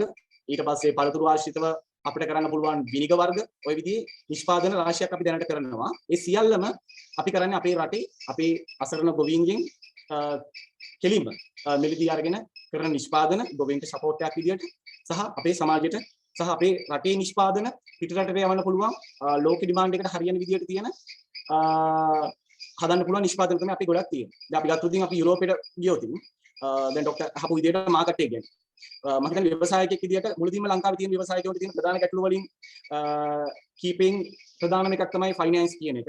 මම කියන්නේ මුදල කියන දේ. ඒක තමයි ප්‍රධානම දේ. ඊට පස්සේ එක තමයි මාකට් එක කියන දේ. අපි මුදල ගැන කතා නොකර ඉමු. දැනට අපි කතා කරන්න ඕන මම හිතන්නේ මාකට් එක. අපි මාකට් එකට ගැළපෙන දේ අපේ රටේ මාකට් එකට සහ ලෝකේ මාකට් එකට විශේෂයෙන් අපිට එක්ස්පෝර්ට් කරන්න අපිට අපනයනය කරන්න අපිට අදහසක් තියෙනවා නම් අපේ නිෂ්පාදන අපි අනිවාර්යෙන් අපි හොයන්න ඕන ලෝකේ දැනට ඩිමාන්ඩ් එක තියෙන්නේ මොනවද? එතකොට ඉස්සරහට එන ට්‍රෙන්ඩ් මොනවද? ඒ වගේ මම අපේ රටේ අපිට සප්ලයි කරන්න පුළුවන් දේවල් මොනවද? ওই විදිහට. දැන් හොඳම උදාහරණය තමයි අපි දන්නවා මම ආහාර පැත්තේ ඉන්න නිසා අපි දන්නවා ආහාර කීපයකට බෙදෙනවා. ඒ වගේම ගත්තොත් අපි විශේෂයෙන් දැන් ලෝකෙ ලොකු ඩිමාන්ඩ් එකක් තියෙනවා සුපර් ෆුඩ් කියලා જાතිය. එතකොට අපිට අපේ ප්‍රොඩක්ට් එකේ ඩිමාන්ඩ් එක වැඩි කරගන්න පුළුවන් බිඳ. එතකොට උදාහරණයක් තමයි මුරුංග කොළ කියන එක. මුරුංග කොළ අද ලෝකේ සුපර් ෆුඩ් එක. ඊට පස්සේ පොල් මදය ඒක සුපර් ෆුඩ් එක අද ලෝකේ. එතකොට තමන් කරන නිෂ්පාදනයේ ඇතුළට මේන් සුපර් ෆුඩ් වලින් එකක් හෝ දෙකක් හෝ කීපයක් හෝ තමන්ට එකතු කරන්න පුළුවන් නම් එතකොට ලෝකෙදි තමන්ට ලැබෙන වැලියු එක අපි හිතනවට වඩා වැඩි. ඊට පස්සේ අපි ඊළඟ ස්ටෙප් එක. ඊට පස්සේ දැනට ලෝකේ යන ට්‍රෙන්ඩ් මොනවාද? උදාහරණයක් තමයි වීගන් කියන ට්‍රෙන්ඩ් එක. එතකොට වීගන් ට්‍රෙන්ඩ් එක ලොකුවට යනවා ලෝකේ අපි ගත්තොත් විශේෂයෙන් යුරෝපේ. වීගන්ස්ලා ගොඩක් අය මේ වීගන්ලා වීගන් එනවා. ඒකට ඒකට වෙනමම ලෝගෝ එකක් තියෙනවා. වෙනමම කන්සෙප්ට් එකක් වෙනම සොසයිටි එකක් තියෙනවා. මේ මිනිස්සු හැසිරෙන විදියක් තියෙනවා. මේ මිනිස්සුන් හිතන විදියක් තියෙනවා. එතකොට අපිට අපේ කරන ප්‍රොඩක්ට් එක වීගන් කරන්න පුළුවන් නම් ඒත් එක්කම ඒකට තව ඩිමාන්ඩ් එකක් ඇඩ් වෙනවා. එතකොට ඒකට තවත් වැලියු ඇඩ් එකක් වෙනවා. ඊට පස්සේ අපිට පොලිතීන් ඔය වගේ පරිසරයට හානි කරන දේවල් වලින් අපිට අපේ පැකේජින් එක හදාගන්න පුළුවන් නම් ඒක ආයෙසරක් තව පැකේජ් අපේ ප්‍රොඩක්ට් එකට තව වැලියු එකක් ඇඩ් කරනවා. ආයෙසරක් අපි තවත් වැලියු ඇඩ් කරන්න ඕන අපිට පුළුවන් නම් ලංකාවේ අසරණ ගොවීන්ට උදව් කරනවා වගේම අපේ නිෂ්පාදනයට අපිට එකතු කර ගන්න පුළුවන් නම් වැන්දුපු කාන්තාව නැත්නම් අපේ යුද්ධය නිසා අපේට අසරණ වෙලා ඉන්න අපේ සෙබළු හෝ අපේ සෙබළුන්ගේ කාන්තාවන් හරි කවුරු හරි.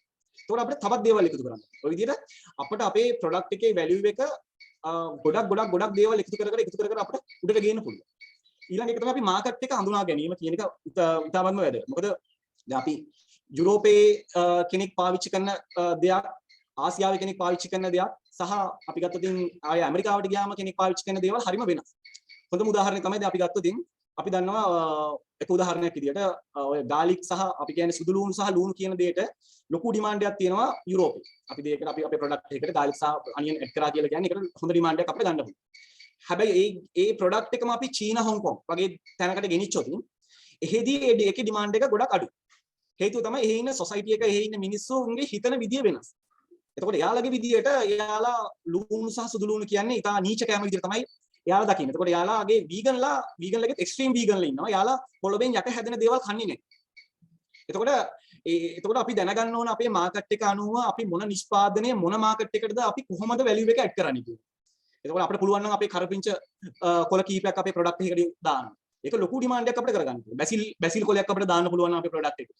ඒක ලොකු ඩිමාන්ඩ් එකකට අපිට යන්න පුළුවන්. එතකොට ඒක මාකට් එක අනුව මේව කරා. අනිත් එක තමයි මාකට් එක අපි අඳුර ගන්න ඕන තව දෙයක් තමයි අපි ඉන්න කාලය. කාලය කියලා මම අදහස් කරන්නේ දැන් අපි ගත්තොත් අපි දැන් ජීවත් වෙන්නේ 21 වෙනි ශතවර්ෂය. එතකොට 21 වෙනි ශතවර්ෂය කියලා කියන්නේ ගොඩක් අපි ඩිවයිස් එක ජීවත් වෙන ලෝකයක්. එතකොට මේක ඇත්තටම ආහාර පැත්තට ආපහු වුණත් අපිටත් ඒක තියෙන චැලෙන්ජ් එකක්. මොකද අපි ওই ඩිවයිස් අපි මේ තියෙන තාක්ෂණෙත් එක්ක අපේ ආහාර කොහොමද මේ වෙන්නේ? හොඳම උදාහරණයක් තමයි මම හිතන්නේ ડોક્ટર අනෝජන් උනත් අපි උනත් දැන් ඉන්න ගොඩක් යං ඒජර්ස්ලා අපි එළියට කෑමකට ගියොත් නැත්නම් ගෙදර හොඳ රසවත් ලස්සන කෑමක් හැදුවොත් අපි ඉස්සෙල්ලම කරන්නේ ෆොටෝ එකක් ගන්නවා. ඉස්සෙල්ලම අපි කරන්නේ ෆොටෝ එකක් අරගෙන අපි ඕක Instagram එකේ හරි Facebook එකේ අපි පබ්ලිෂ් කරනවා. එතකොට ඒකට හරියන විදිහට මගේ ප්‍රොඩක්ට් එක තියෙනවා. එතකොට ඔය කෑම එක ඉතාමත් වර්ණවත් වෙනවනම් බලන් ඉන්න ඒ කියන්නේ ඔඩියන්ස් එකට හරිම කැමතියි. එතකොට අපිට පුළුවන් නම් අපේ ප්‍රොඩක්ට් එක වර්ණවත් විදිහට හදන්න. ඒ වර්ණවත් බව කෘත්‍රිම නොවන විදිහට නැචරල් විදිහට ගන්න පුළුවන් නම් ඒක තවත් වැලියු ඇඩ් එකක්. එතකොට ගොඩක් අය ඒක ලස්සන වගේම ඒක නැචරල් දෙයක්. ඒ වගේම හෙල්ති ප්‍රොඩක්ට් එකක් වෙනවා නම් ගොඩක් කැමතියි. එතකොට ඔන්න ඔය වගේ ඔය දැන් එතකොට ෆොටෝ එක ගහපුවම අපි ගොඩක් දන්නවා Instagram එකේ. ඒක හරිම ඒක දාලම ඒ ඇප් එක හදලා තියෙන්නම සම්පූර්ණයෙන්ම ෆොටෝස් වල. එතකොට ඒක කලර්ෆුල් වෙන්න ඒකට එන viewers-ලා වැඩි. එතකොට ඒක ගැන attention එක වැඩි. එතකොට ඒ වගේම තමයි ඒක පරිභෝජනය කරන කෙනත් මේක පාට වගේම මේකේ ඇතුලේ තියෙන දේ මොනවාද? මේක හෙල්දි ද නැද්ද? මේක කෘත්‍රිම දේවල්ද තියෙන්නේ? මේක වැඩිපුර සීනි තෙල් තියෙනවද? එතකොට ඒ දේ ගැනත් කන්සර්න්. එතකොට අපිට පුළුවන් නම් ඔන්න ඔය විදියට ස්ටෙප් බයි ස්ටෙප් අපේ ප්‍රොඩක්ට් එක අපි කරන නිෂ්පාදනය මාකට් එක අනුව අපිට එස්ටැබ්ලිෂ් කරගන්න පුළුවන් නම් මම හිතන්නේ ඒක ලොකු මේ කාරණාවක් නෙවෙයි අපිට ඉහළට යන්න පුළුවන් කියන්නේ. ඊළඟ එක තමයි අපිට මාකට් එකකින් මාකට් එකට. එතකොට අනිත් කතාව තමයි මම විශ්වාස කරන දේ තමයි අපි ව්‍යවසායකයෙක් අපි හිතමු මම මාතර අනුරාධපුරේ ඉන්න ව්‍යවසායකයෙක්, පොළොන්නරුවේ ඉන්න ව්‍යවසායකයෙක්, මොණරාගලේ ඉන්න ව්‍යවසායකයෙක් තමන් බිල්ඩ් අප් වෙන්න ඕන තමන්ගේ අවට තියෙන පරිසරයේ තියෙන රිසෝසස් එක. උදාහරණයක් තමයි කොළඹ මොණරාගලේ ඉන්න කෙනා කොළඹට ඉන්න යුතු නෑ තමන්ගේ නිෂ්පාදනය හදන්න. ඔහුට පුළුවන් නම් ඔහුගේ අවට හොඳම උදාහරණ තමයි අපි ගත්තොත් වැල්ලවාය පැත්තේ මොණරාගල පැත්තේ විශාල බහුල වශයෙන් හැදෙනවා වට්ටක්. ලංකාවේ වැඩිපුරම අපත යන එළවලු වර්ග වලින් එකක් තමයි වට්ටක් හැදෙන්නේ. නමුත් අපි අපේ රට තාමත් තේරුම් අරගත්තේ නැති සමහරක් කැලේ තියෙනවා. අපි ගත්තොත් මිඩල් ඊස්ට් පැත්තේ වට්ටක්ක පවුඩර් එක කියලා කියන්නේ හයි ඩිමාන්ඩ් තියෙන ප්‍රොඩක්ට් එක. එතකොට අපි තාම එතෙන්ට යනවද? එතකොට ඒ ව්‍යවසායකයට පුළුවන් නම් තමන්ගේ අවට තියෙන දේවල් වලින් අපත යන දේවල් වලින් තමන්ගේ අවටින් හොයාගන්න පුළුවන් දේවල් වලින් ලෝක ඩිමාන්ඩ් එක හොයා තියෙන දෙයක් හරියටම අඳුරගෙන එතෙන්ට ඇඩ්‍රස් කරන්න පුළුවන් නම් එතකොට මම හිතන්නේ නියම ව්‍යවසායකය සහ නියම ව්‍යවසායකත්වයේ කියන දේ එතකොට ගමේ කෙනෙකුට උදව්වක් අරගෙන ගමට රැකියාවක් දීගෙන මම හිතන්නේ ඉදිරියට යන්න පුළුවන්. මම හිතන්නේ ව්‍යවසායකත්වය අපි බලාපොරොත්තු වෙන්නේ ඒක.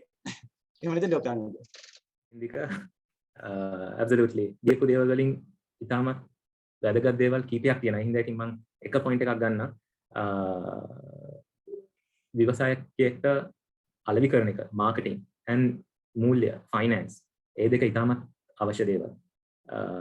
ඉන්දික ගොඩක් දුරට මාකටිං එක ගැන තියෙන සම්පූර්ණ දේවල්ම කිව්වා. තියෙන opportunities ගැන සුරේෂ් කතා කරා.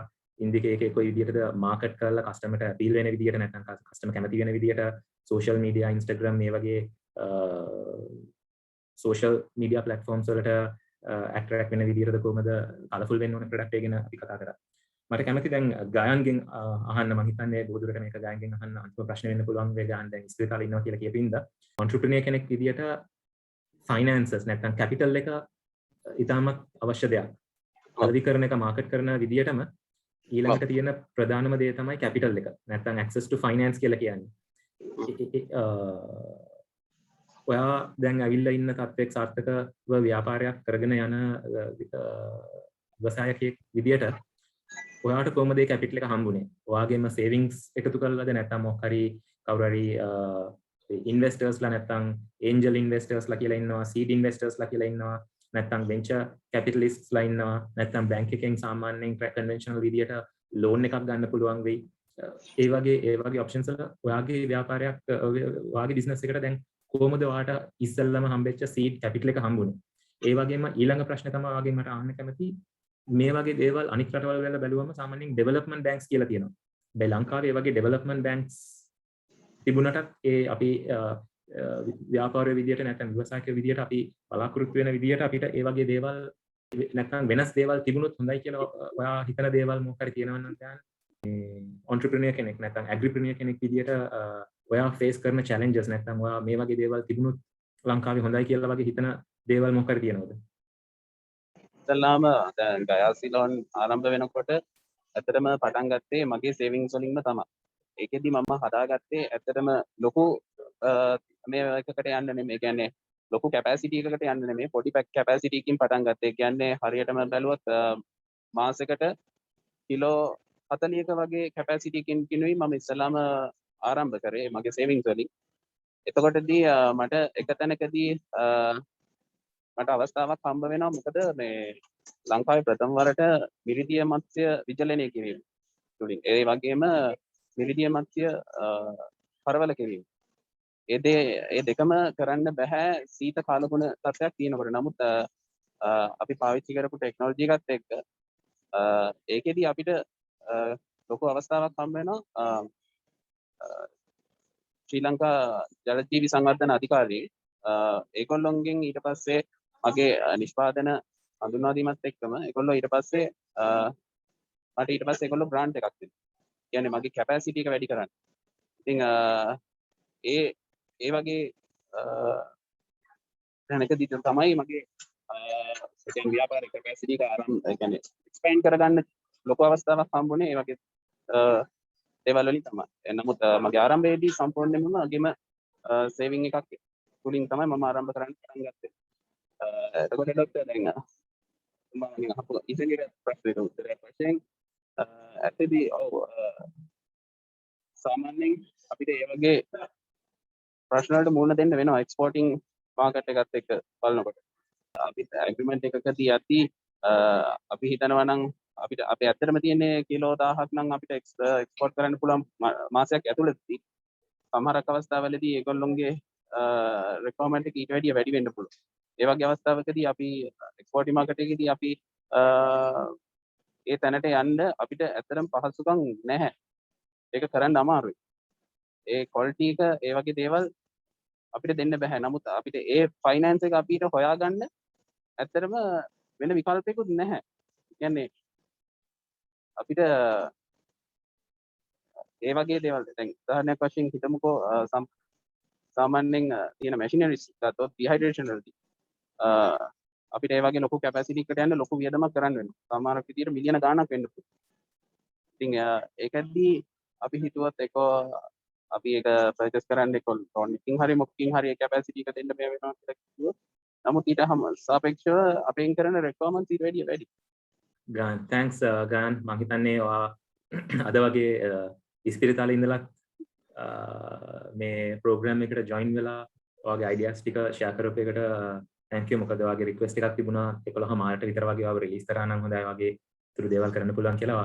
සෙෂන් එකේ සම්බන්ධ වෙලා ඉන්න පුළුවන් නම් අපි ඔයත් එක්ක ඔයාගෙන් තව ප්‍රශ්න කිහිපයක් අහන්න පුළුවන්. නැත්නම් ජොයින් වෙච්ච එකට thank you ගාන්. Okay, thank you doc. Okay. හසංකගේ බිස්නස් එකෙන් අපිට දැනගන්න පුළුවන් වෙච්ච zero trash තුරු කියන apps දෙකම සෑහෙන දුරට වෙනස්. අනිත් ඒ කියන්නේ කම්පිටිෂන් කියලා වගේ බලනවා නම් ඒකට කම්පිටිෂන් මම දන්න තරමක් නම් ලංකාවේ තාම ගොඩක් නැහැ. මේ ඉන්ස්පිරේෂන් ක්‍රියේටිවිටි කියන මේ දේවල් දෙකම ගත්තා නම් සාමාන්‍යයෙන් මොකක් හරි දෙයක් අලුතෙන් කරන්න පටන් ගන්න එක්කෙනෙක්ට සාමාන්‍යයෙන් එහෙම ව්‍යවසාය කෙනෙක්ට ඒ වගේ දේවල් ඉගෙනගෙන නැත්නම් බලලා ඩෙවලොප් කරන්න පුළුවන්ද නැත්නම් ඒක ඒගොල්ලන්ගේ ඇඟින්ම තියෙන ගොඩක් දුරට යුනිවර්සිටිස් වල නැත්නම් හැමතැනම අහන ප්‍රශ්නයක් තමයි is entrepreneurship can be learned and developed. ඒ කියන්නේ ව්‍යවසාය කියන එක සාමාන්‍යයෙන් ඉගෙනගෙන හරි නැත්නම් ඩෙවලොප් කරන්න පුළුවන් දෙයක්ද නැත්නම් ඒක is it a born attribute? ඒ කියන්නේ ඉපදිනකොටම ඒක ඇඟෙන්ම තියෙන්න ඕනේ දේ විතරක්ද ඩෙවලොප් කරන්න පුළුවන් වෙන්නේ. over to you. මම හිතන්නේ ડોක්ටර් ඔය ක්වෙස්චන් එක හැමෝම උත්තරයක් හොයන ක්වෙස්චන් එකක්. දැන් වැදගත්ම ක්වෙස්චන් එකක් සමහර අපි දැකලා තියෙනවා ෆැමිලි බෑග්ග්‍රවුන්ඩ් එක ගත්තොත් ඒ ෆැමිලි බෑග්ග්‍රවුන්ඩ් එකෙන් ගොඩක් අය එන්ටර්ප්‍රිනර්ස්ලා වෙනකන් කන්වර්ට් වෙලා ආවිලා තියෙනවා. ඒ වගේම අපි දැකලා තියෙන ගොඩාක්ම ෆැමිලි බෑග්ග්‍රවුන්ඩ් එකේ නෑ. හැබැයි යාට එහෙම අපි කියමු එන්ටර්ප්‍රිනර් කෙනෙක් වෙන බෑග්ග්‍රවුන්ඩ් එක නෑ බට් එයා මහන්සි වෙලා අපි කියන සිංහලෙම මාර කට්ටක් කාලා ජීවිතේ ව්‍යවසායකයෙක් වෙලා තියෙනවා. එතකොට මේක හරියටම මේ විදිහට ඒ කියන්නේ බෝන් උපතින්ම ව්‍යවසායකත්වයේ බිහි වෙනවාද කියන එක සහ පසුකාලීන ව්‍යවසායකත්වයේ අධ්‍යයනය කිරීම සහ හදාරලා ව්‍යවසායකයෙකු වෙනවාද කියන එක ඇත්තටම මම කියනවා දෙකම කරන්න පුළුවන්. මොකද ව්‍යවසායකත්වය කියන්නේ ඇත්තටම ඔයාගේ ළඟ තියෙන බිස්නස් එකේ තියෙන ඉන්වෙස්ට්මන්ට් එකවත් ඔයාගේ බිස්නස් එකේ තියෙන ඇසෙට්ස් වත් නෙමෙයි. ව්‍යවසායකත්වය කියන්නේ මයින්ඩ්සෙට් එක. ඒ මයින්ඩ්සෙට් එක සමහරලාට අපේ දෙමව්පියෝ අපි පොඩි කාලේ ඉඳන් දැකලා තියෙන දේවල් අපේ පාසල අපි ගිහපු විශ්වවිද්‍යාලය අපේ ඉන්න මෙන්ටර්ස්ලා අපිට උපදේශ දෙන අය අපි කරලා තියෙන ක්‍රියාකාරකම් ඉන්ෆෝමල් එඩියුකේෂන් මතින් සමහරලාට ඒක අපිට පොඩි කාලේ ඉඳන්ම හැදිලා ඉන්න පුළුවන් අපි තුල ඇති වෙන්න පුළුවන් සමහරලාට තාත්තා හොඳ බිස්නස් කරන කෙනෙක් නම් ඒක පොඩි කාලේ ඉඳන්ම දැකලා තියෙනවා එයා ඒක ඇබ්සෝබ් කරගන්නවා ඇඟට මෙහෙම තමයි ට්‍රාන්සැක්ෂන්ස් වෙන්නේ මේ විදිහට තමයි මාජින් එක තියන්නේ මේ විදිහට තමයි පොඩ යන්නේ මොකද එයාගේ පවුලෙන් ඒකට ආభాෂය ලැබිලා තියෙනවා පවුල් පරිසරය පාසල මේ විදිහට දේවල් තව සමහර දේවල් තියෙනවා අපි දැන්ට දකින්න ඉකෝසිස්ටම් එකේ ගොඩාරියක්ම බූට් කැම්ප්ස් අයිඩියේෂන්ස් එතකොට ඉන්කියුබේටර් ප්‍රෝග්‍රෑම්ස් මේ වගේ ඉකෝසිස්ටම් එකක් ඇතුළත ස්ටාර්ට්අප් වීකෙන්ඩ් ස්පයිරලේෂන් මේ වෙන්චර් ෆ්‍රන්ටියර් ලංකාව මේ විදිහට ගොඩාක් ප්‍රෝග්‍රෑම්ස් ලංකාවේ බිහිලා තියෙනවා එතකොට කවුරු හරි දරුවෙකුට එයාට අදහසක් යම් කිසි දෙයක් තියෙනවනම් ඒ අදහස ඒ හැඩය පහට ඒ මොකද්ද ප්‍රශ්නේ අඳුනගන්නේ කොහොමද මොකද්ද අවස්ථාව මොකද්ද ඔපචුනිටි එකේ සොලියුෂන් ෆිට් එක මොකද්ද MVP එකක් කියන්නේ මොකද්ද ප්‍රොටෝටයිප් එකක් කියන්නේ කොහොමද මේක අර කිව්වා වගේම ප්‍රී සීඩ් එකක් ගන්න කොහොමද සීඩ් එකක් ගන්න කොහොමද ඊට පස්සේ ඔයා සීරීස් A B වලට වෙන්චර් කැපිටල්ස්ලා ගන්න කොහොමද ඒන්ජල්ස්ලා කියන්නේ කවුද මෙන්න මේගොල්ලෝ අඳුන ගන්න මේ ඉකෝසිස්ටම් එකකට එයාට ඇතුළත් වෙන්න මම හිතන්නේ ඊට ප්‍රස්තාවත් ලංකාවේ දැන්ට ඕන තරම් තියෙනවා එතකොට මේක ලඝු කරොත් පුද්ගලයෙක්ට තමන්ගේ පවුල් පරිසර සහ එයාගේ අපි කියනවා බෑග්ග්‍රවුන්ඩ් එක හින්දා එයා එන්ටර්ප්‍රිනර් කෙනෙක් විදිහට බිහි වෙන්න පුළුවන්. ඒ වගේම තමයි හෙට අපිට ළමෙක් හම්බුනොත් ඒ ළමයාව හොඳ එන්ටර්ප්‍රිනර් කෙනෙක් වෙනකන් එයාට යන පාර පෙන්වන්න පුළුවන්. හැබැයි එයාව අපිට ඒක පාර විතරයි පෙන්වන්න පුළුවන්. එයාගේ ඒ තියෙන qualities enhance කරන්න, ඒක grow කරන්න, sharp කරන්න පුළුවන්, directions දෙන්න පුළුවන්. but එයාව එන්ටර්ප්‍රිනර් කෙනෙක් විදිහට convert කරන එකේ අර mindset එක හදන්න විතරයි පුළුවන්. ඒ පැෂන් එක, ඒ ඉග්නිෂන් එක එයාගේ ඇඟ ඇතුළෙන්ම තියෙන. මොකද සල්ලි තිබ්බ පමණින් ඉන්වෙස්ට්මන්ට් එකක් හම්බුනි පමණින් එන්ටර්ප්‍රිනර් කෙනෙක් බිහි වෙන්නේ නැහැ. එන්ටර්ප්‍රිනර් කියන්නේ ඒක ලයිෆ් සයිකල් එකක්. ඒක thought process එකක්. ඒ thought process එක මම හිතන්නේ අද කතා කරපු සුරේෂ් මහත්මයා. මම හිතන්නේ සරල උදාහරණයක් කිව්වා. මොනවද මේ ගොම?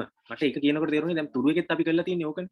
දැන් මේ ගොම ඕන තරම් තියෙනවා නොමිලේ. හැබැයි දැන් ඒ මහත්මයා හදනවා මැෂින් එකක්. මම හිතන්නේ ඒක ගන්නට පවුඩර් ෆෝම් එකට ගේනවා වෙන්න පුළුවන්. ඒක ඩ්‍රයි කරලා මේ. හැබැයි ගොම තියෙනකොට කවුරුත් ගණන් ගන්නෑ නැහැ. හැබැයි මම අද තුරුවෙකේ ගොම කිලෝ 1.5 විකුණනවා. ලංකාවේ urban farmersලට සල්ලි දීලා ඒගොල්ලෝ ගොම ගන්නවා. මම මේක එක සරල උදාහරණයක් විදිහට කිව්වේ. කවුරුත් හිතුවේ නැහැ ගොම සල්ලි වලට කියනවා කියලා. හැබැයි මතක තියාගන්න ගම කොයි හරි ගමක ගොම හරි කොයි හරි තැනක ගොම තිබ්බට ඒක ගෙනල්ලා, ඒක වේලලා, ඒක ඇසුරුමකට දාලා, පාරිභෝගිකයේ ගෙදරට ගිහිල්ලා සමහරවිට එයා දන්නේ නැහැ තුරුවකේ ගොම තියනවාද කියලා. හැබැයි එයාට ගොම තියනවා කියලා පෙන්වන්නත් අපි කමියුනිකේෂන් පීස් එකක් කරනවා. එතකොට මෙන්න මේ විදිහට thought process එකක් වෙන විදිහට කවුරු හරි පුද්ගලයෙක්ට යම්සි භාණ්ඩයක් හෝ සේවාවක් පරිභෝජනය කරලා ඒකෙන් තෘප්තියක් උපයෝගීතාවක් ලබන තත්ත්වයට මේ මිනිස්යාව හැඩගස්වන පෙරහැර පාන විදිහට යන විදිහ තමයි මම හිතන්නේ ව්‍යවසායකත්වය කියන්නේ. සාමාන්‍ය මිනිස්සෙක්ට දුම කොට වැඩගත් නැති මහා කරදරයක් තියෙන දෙයක්. හැබැයි පුද්ගලයාගේ අවශ්‍යතාවයකට සරිසරන විදිහට මේක කරනවා. ඒතර මේක සමහරවිට අර උදාහරණයක් බෝන්න ගෙදර ගව මඩුවක් තියෙන්න පුළුවන්. අපද්‍රව්‍යයක් විදිහට මේක පොහොරක් විදිහට වියදම් කර විකුණලා යම්කිසි අමතර ආදායමක් ගන්නවා කියලා හිතලා සමහරවිට ඒ ගෙදර දරුවෙක් මේ මැෂින් එකක් මේ විදිහට මේව කරලා වේලලා ගෝනි කරලා සමහරවිට තොග වශයෙන් සිල්ලරට විකුණන්න පුළුවන්. ව්‍යවසායකයෙක් විදිහට අපි කියමු ව්‍යවසායකයෙක් දෙනවා නම් එයා දැන් නිකම් තුරු එක ගත්තොත් තුරු එක දෙවුණා මේ ග්‍රෝ මීඩියා ෆුල් මේ ඇනිමල් මෙනුව මේ කියන්නේ නැචරල් මෙනුව පොහොර කියන දේදී එළු පොහොර කුකුල් පොහොර ගොම මේ ඔක්කොම අපිට තේරුණා පැකට් කරලා යම්කිසි විදිහකට ඔෆරින් එකක් විදිහට දෙන්න පුළුවන්. ග්‍රෝ මීඩියා පැක්ස් තියෙනවා ඩෙලිවරි ෆ්‍රී ගෙවල් වලට යවන්න පුළුවන් විදිහට. ඒක ඇසෝට්මන්ට් එකක් විදිහට බණ්ඩල් එකක් දෙන්න. ඉතින් තු නැවතත් මම රිපීට් කරනවා. ඕනම මේකේ ව්‍යවසායකයෙක් වෙනවයි කියන එක මේ එක දවසෙන් වෙන්නත් පුළුවන් සමහරලාට වෙනකොට. ඒතර මේ ඉන්ස්පිරේෂන් එක කියන එක කොහොමද එන්නේ? ඉන්ස්පිරේෂන් එක කියන්නේ සමහරලාට අපි කියනවා ඇවිද්ද පය දහස් වටි. කියවීම මිනිසා සම්පූර්ණ කරයි. සමහරවිට ෆේලියර්ස් මේවා තමයි වට ඉන්ස්පිරේෂන්ස් ලබා දෙන්නේ. ඒ වගේම තමයි ඔයාගේ වටේ සර්කල් එකේ ඉන්න කවුද. මම කියන්නේ සුරේෂ් මහත්මයාට මම ආයි කෝට් කරනවා. මම කිව්වා එක මේ කෝපරේට් එකක ලොකුම සීනියර් පර්සන් කෙනෙක් යාට හම්බෙලා එයාට කතා කරා එකෙන් ඉන්ස්පයර් වුණා. අන්න ඒ වගේ තමයි. සමහරවිට කම්පැනි එක වැඩ කළා තමන්ට ෆේල් වුණාට පස්සේ තමන් හිතනවා නෑ මම වෙනසක් කරන්න ඕනේ. මම හිතන්නේ වයිල්ඩ් රැබිට්ස් කතාවේ යා කියනවා ලෝකේ ලංකාවේ තියෙන මේ විනාශ වෙලා යන පළතුරු වලින් මේ පළතුරු එළවලු වලින් දේවල් කරන්න ඕනේ. මේවා තමයි ඉන්ස්පිරේෂන්. ඒ කියන්නේ ප්‍රශ්නයකට උත්තරයක් කරන්න. ඒක හැම තිස්සෙම ඉන්ස්පිරේෂන් කම්පෝනන්ට් එක තමන්ගේ ළඟ ඉන්න මිනිස්සු තමන්ගේ අත්දැකීම් මත තමයි තීරණය වෙන්නේ. ඒ එක දෙයකින් ඔයාගේ ජීවිතේ ඊළඟ අවුරුදු 20 30 වෙනස් කරන්න පුළුවන්. ඉන්ස්පිරේෂන් එක වෙන එකනට කරන්නත් පුළුවන්. ඒක තමන්ගේ ඇතුළෙම හැදෙන්නත් පුළුවන්. ඉතින් මේක choice එකක්. ඒ රිස්ක් එක අරගෙන භූමිය ශ්‍රමය ප්‍රාග්ධනය කියන මේ හැම දෙයක්ම එකතු කරලා රිස්ක් එකක් අරගෙන නව්‍යතාවය බිහි කරලා ඒක මිනිස්සු අතරට ගෙනියනවා කියන එක තමයි එන්ටර්ප්‍රිනර්ෂිප් කියන්නේ. ඒක උපතින් එන්නත් පුළුවන්. නැත්නම් අද නැතත් කිසිම දෙයක් නැතුණත් හෙට වුණත් ඒක හදාගන්න පුළුවන්. හැබැයි ඒක දිගු කාලිනව තියාගෙන යනවා කියන එකත් මම හිතන්නේ අර එන්ටර්ප්‍රිනර්ෂිප් එකේම කොම්පොනන්ට් එකක්.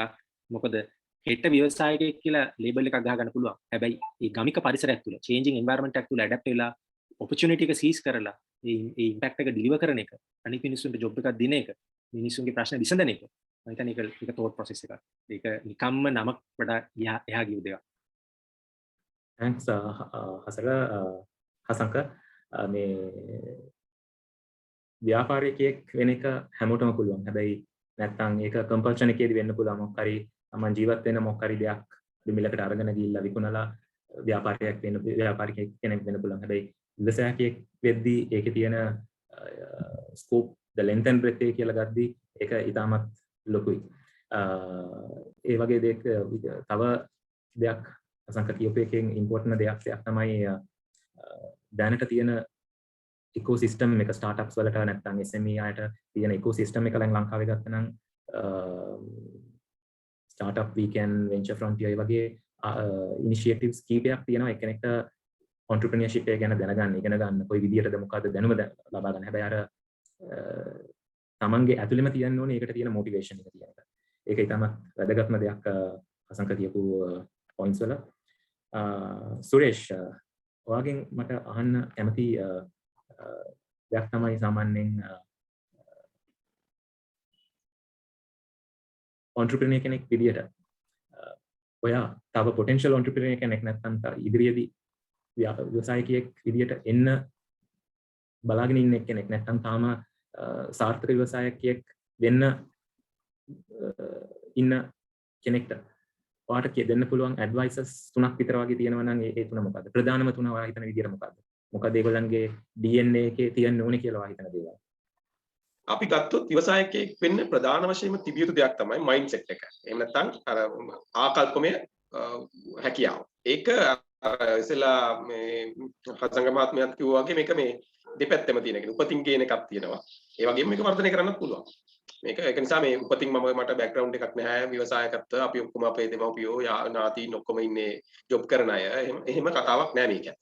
මේක මේ උපත නොපුත කතාවකුත් නෑ. මේක තියෙන්නේ ව්‍යවසායකයෙක්නේ Tamanට අද හිතුණා නම් අන්නේ මයින්ඩ්සෙට් එක ඒ ආකල්පය වර්ධනය කරන විදිහට තමන් වැඩපිළිවෙලේ ගියා නම් ව්‍යවසායකයෙක් වෙනවා කියන එක මේ අමුතු දෙයක් නෙමෙයි. පළවෙනිම මයින්ඩ්සෙට් එක ඇතිවීම බොහොම වැදගත්. ව්‍යවසායකයෙක් වෙන්න අවශ්‍යතාවය. ඒකට තියෙන ඇම්මක් සරල වචනින් කියනවා ඇම්මක් එන්න ඕනේ. මම ව්‍යවසායකයෙක් වෙනවා. හැබැයි ඉතින් ඒක විතරක් තිබුණත් ව්‍යවසායකයෙක් වෙන්න ටිකක් අපහසුයි. හැබැයි ඒක නැතුව කොහෙත්ම ව්‍යවසායකයෙක් වෙන්නත් බෑ. මොකද ව්‍යවසායකයෙක් වෙන්න ගියාම යන්න තියෙන කම්කටොළු අතිවිශාලයි. ඒක විවිධාකාරයි. අතිවිශාල වගේම විවිධාකාරයි. අර ඉස්සෙල්ලා කිව්වාගේ ඒකේ මේ ෆයිනෑන්ෂල් පැත්තේ ප්‍රශ්න එනවා ප්‍රොඩක්ට් කරනකොට ප්‍රොඩක්ෂන් එකේ ප්‍රශ්න එනවා ඒ වගේ විවිධාකාර ප්‍රශ්න වලට මුහුණ දෙන්න ඕනේ. ඒක ජොබ් එකක් කරනවා වගේ සරලම ලේසිමත් නෑ.